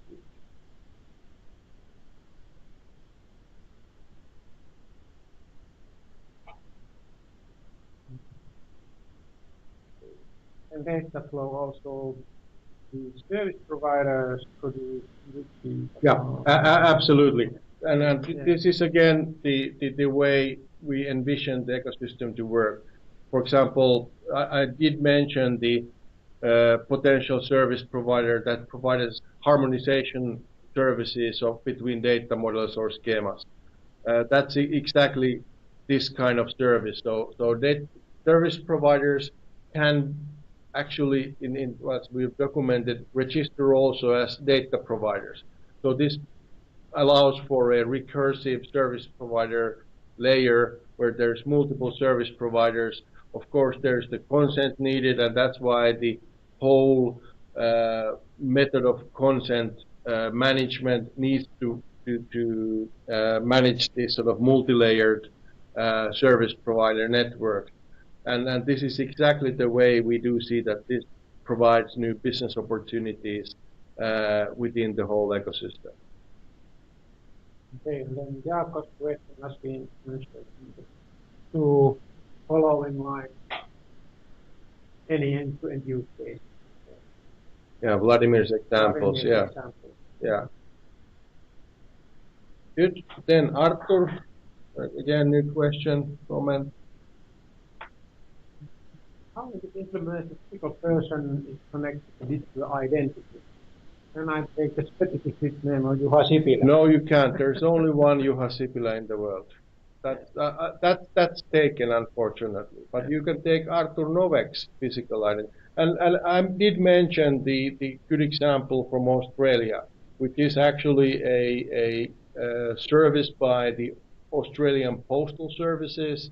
They're offering the digital ID, and it involves a visit to a physical location where somebody does the actual identification and verification of your identity and the transferal of your physical passport information into the digital domain.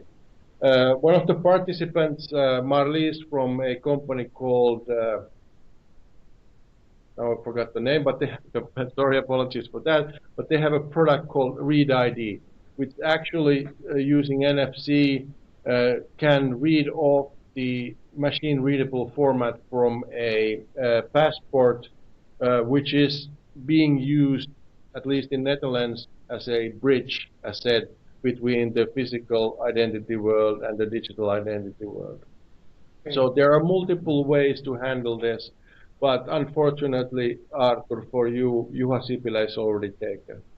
And this has been, as we can see, discussed in these further comments on this.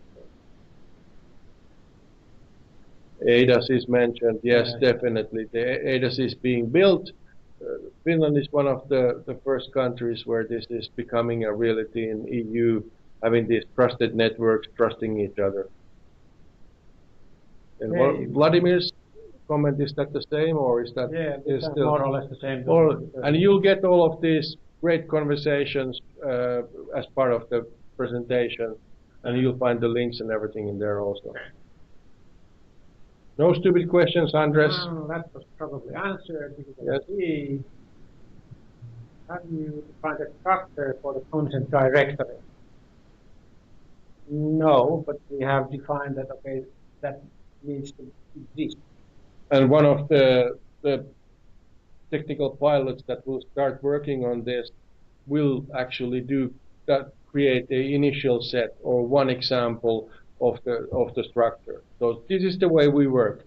Not all of the details are here. You didn't receive this technical specification to start coding immediately. This is some of these challenges and some of these problems and issues that we have. which will be solved through the community.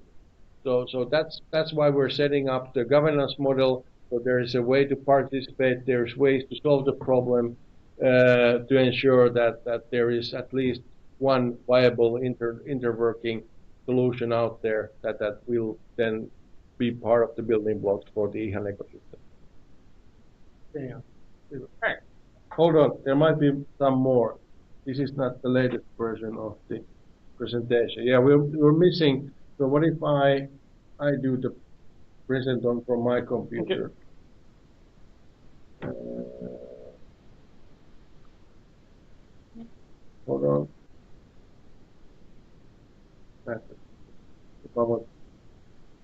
Hold on a second. Getting organized.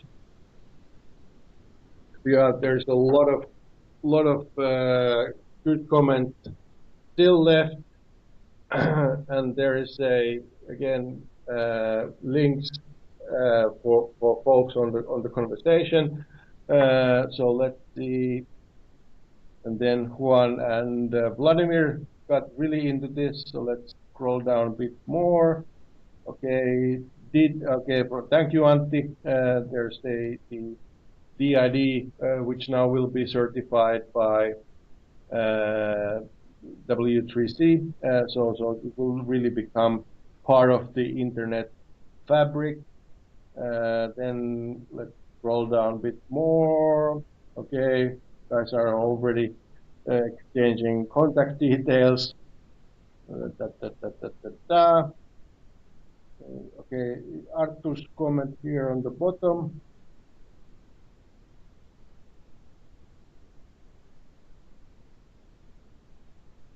Yes. So Artur's comment about the how to connect existing identifiers instead of creating new identity identifiers, that is really the key. So we need to be able to collect all of these, manage all of these, so we are able to really get the grip on the digital identities that we have out there. Okay, consent provider, I think that was what the heck is the CP? Okay, and then, yeah, okay, good.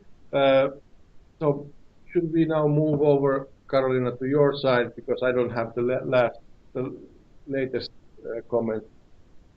So if I stop presenting on my side and you continue, if you share your desktop again, I'll collect the question from here.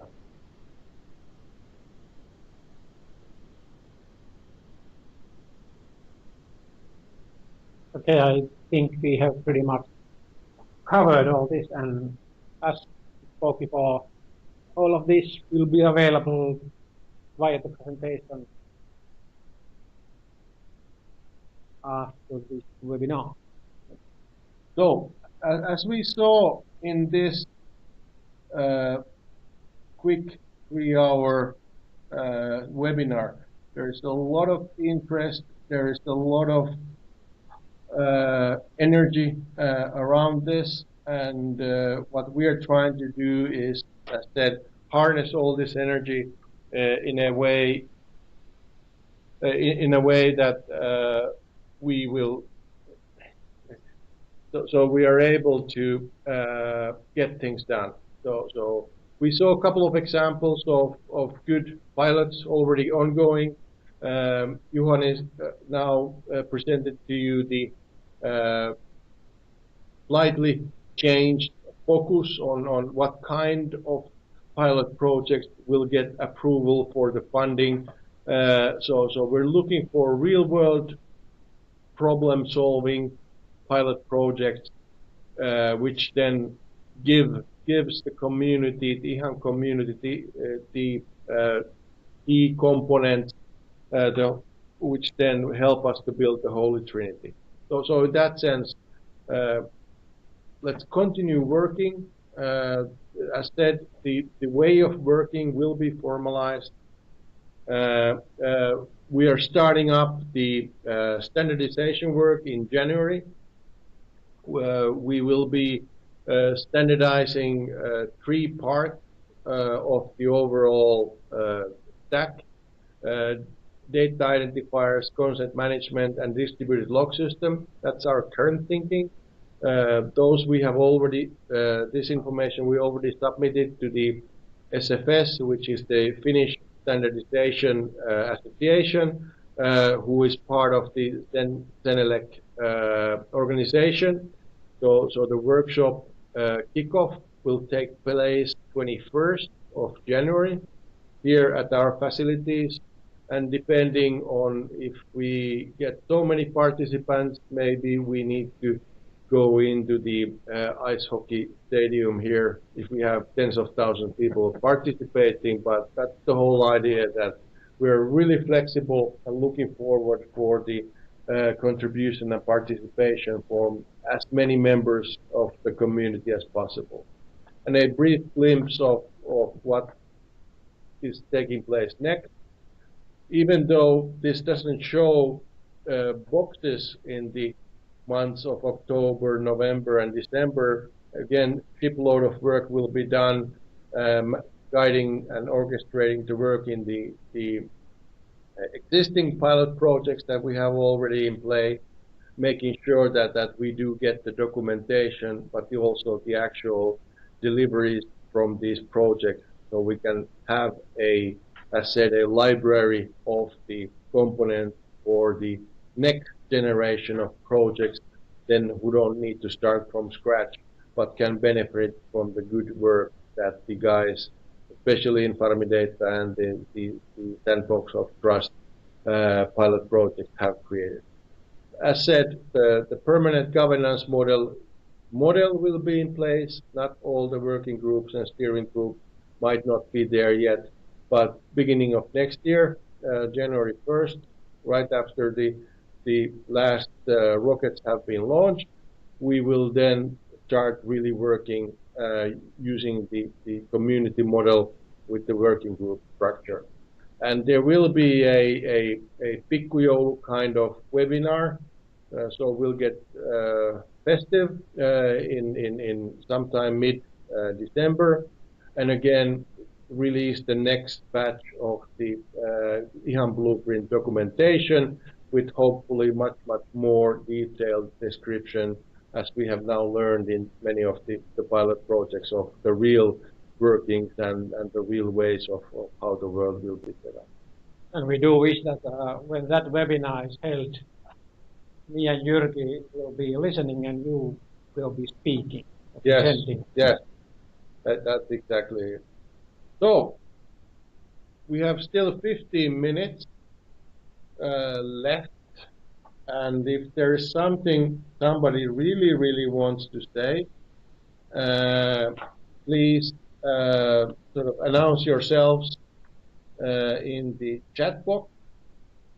But if there is sort of the same kind of feeling that we're getting a bit tired with the concentrated effort of trying to keep up a one-way communication from our side, we still have 40 participants, and we saw that people were dropping off at that sort of planned drop-offs. So in that sense, the documentation is available at the webinar page on the Sitra homepages, and we will start creating the Helsinki. Yes, I agree, Vladimir. Helsinki State. Well, it's not ready, so maybe we go to Camp Nou in Barcelona. So that's what 60,000 people. But yeah, good. Okay, thank you guys.